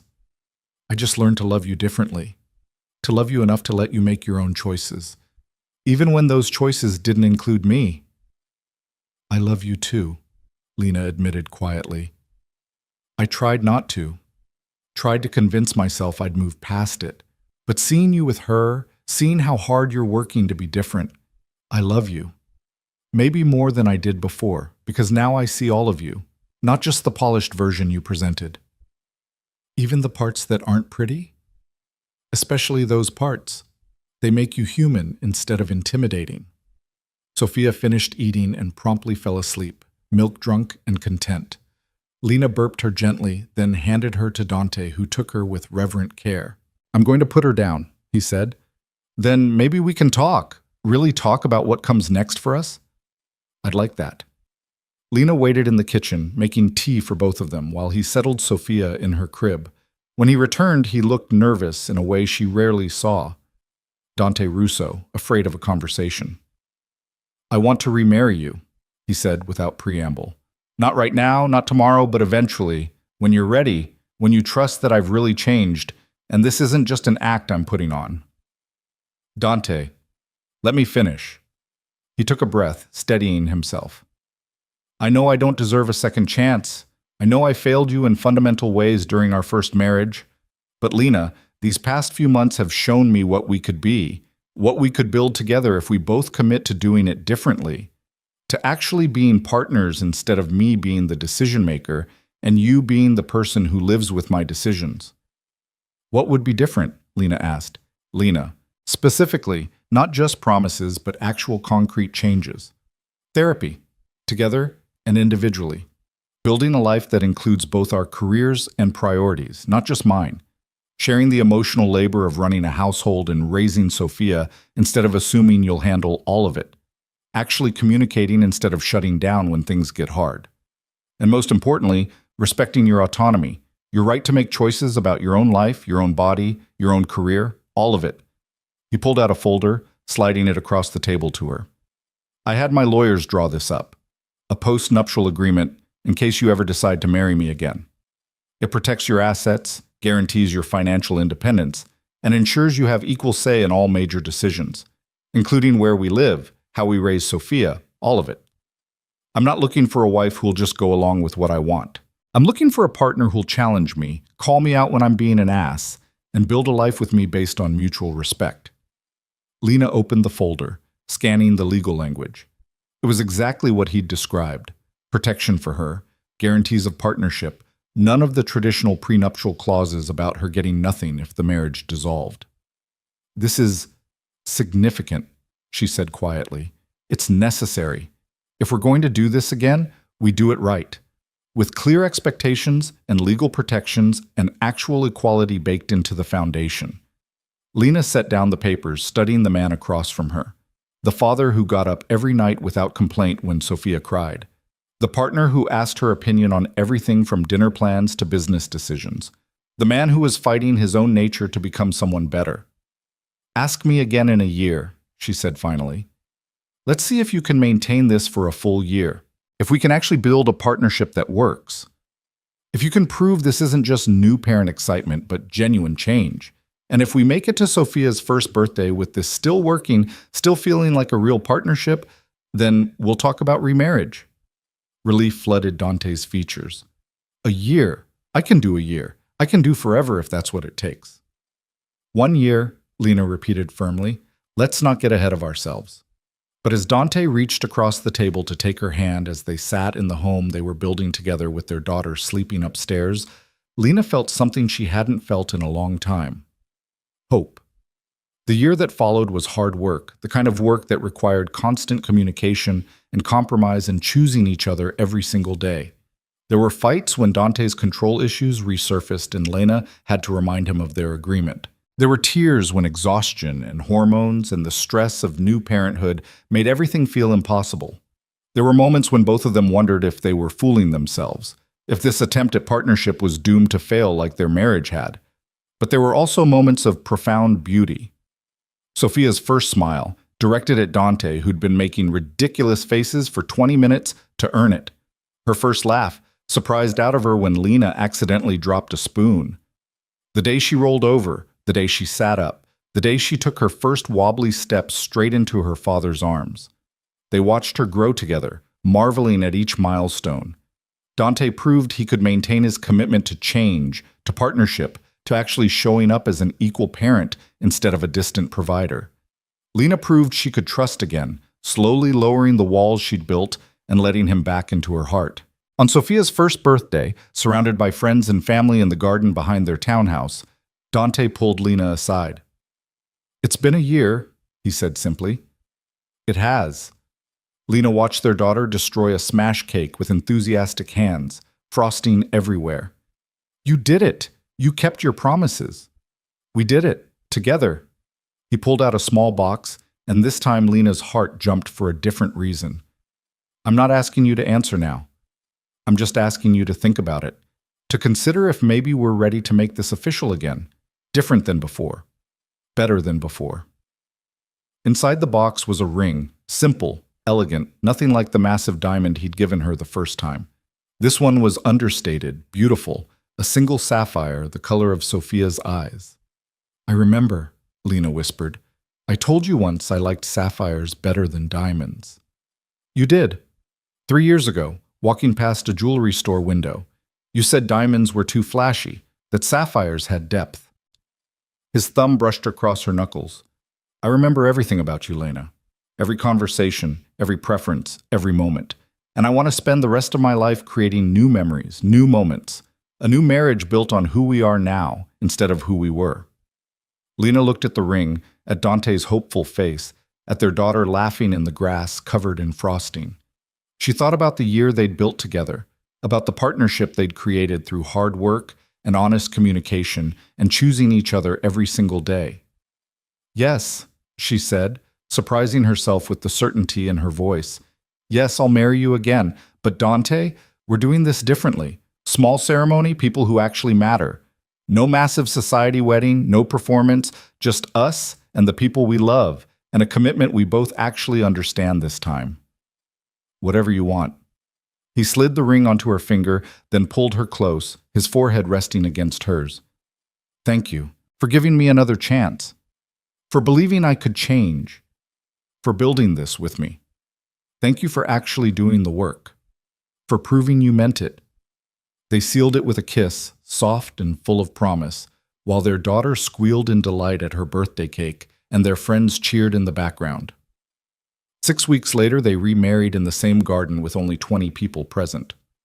Rachel Torres stood as Lena's witness, having transformed from bodyguard to friend over the past year. Marcus, Dante's investigator, stood as his. And Sophia, 14 months old and impossibly beautiful in a tiny white dress, was held by Martha the doula, who'd become an honorary grandmother. The vows they exchanged were nothing like the traditional ones from their first wedding. These were honest, hard-won, specific to the relationship they'd built. I promise to listen when you speak instead of waiting for my turn to talk, Dante said, his voice rough with emotion. I promise to respect your autonomy even when every instinct tells me to protect and control. I promise to be a partner, not a provider. To share the work, the decisions, the struggles, and the joys. I promise to keep working on myself, to keep growing, to never assume I've figured it all out. And I promise to love you and Sophia with everything I have every single day for the rest of my life. I promise to trust you when you've earned it and call you out when you haven't, Lena said, tears streaming down her face. I promise to communicate instead of letting resentment build. I promise to be honest about what I need even when it's hard. I promise to believe in the man you're becoming while holding you accountable to be that man. And I promise to love you, not despite your flaws, but because you're willing to acknowledge them and work on them. To build this life with you, this family, this partnership that's ours and nobody else's.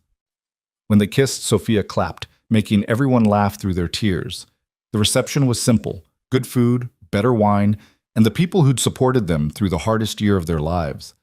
Dante held Lena close as they danced to music playing from someone's phone, their daughter asleep on Rachel's shoulder. No regrets?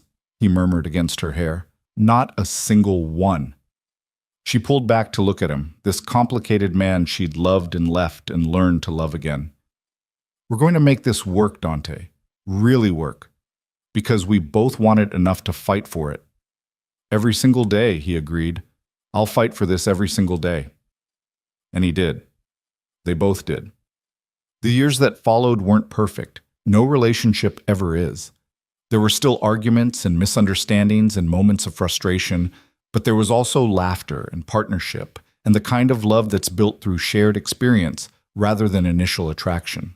They watched Sophia grow from a toddler to a little girl, bright and determined and so loved she glowed with it.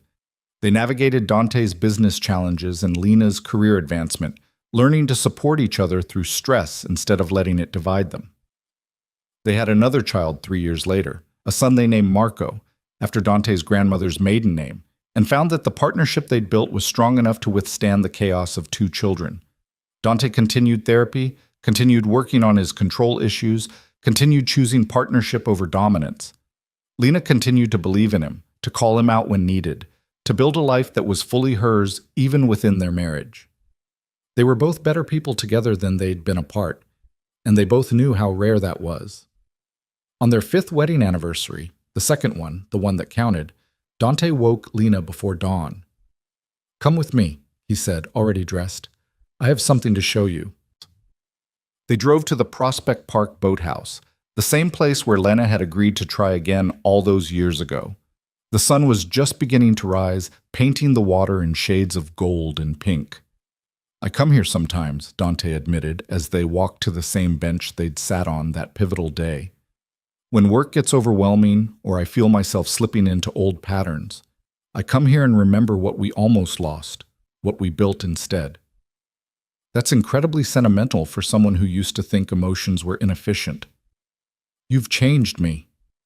He pulled her close, his arms around her waist, her back against his chest as they watched the sunrise together.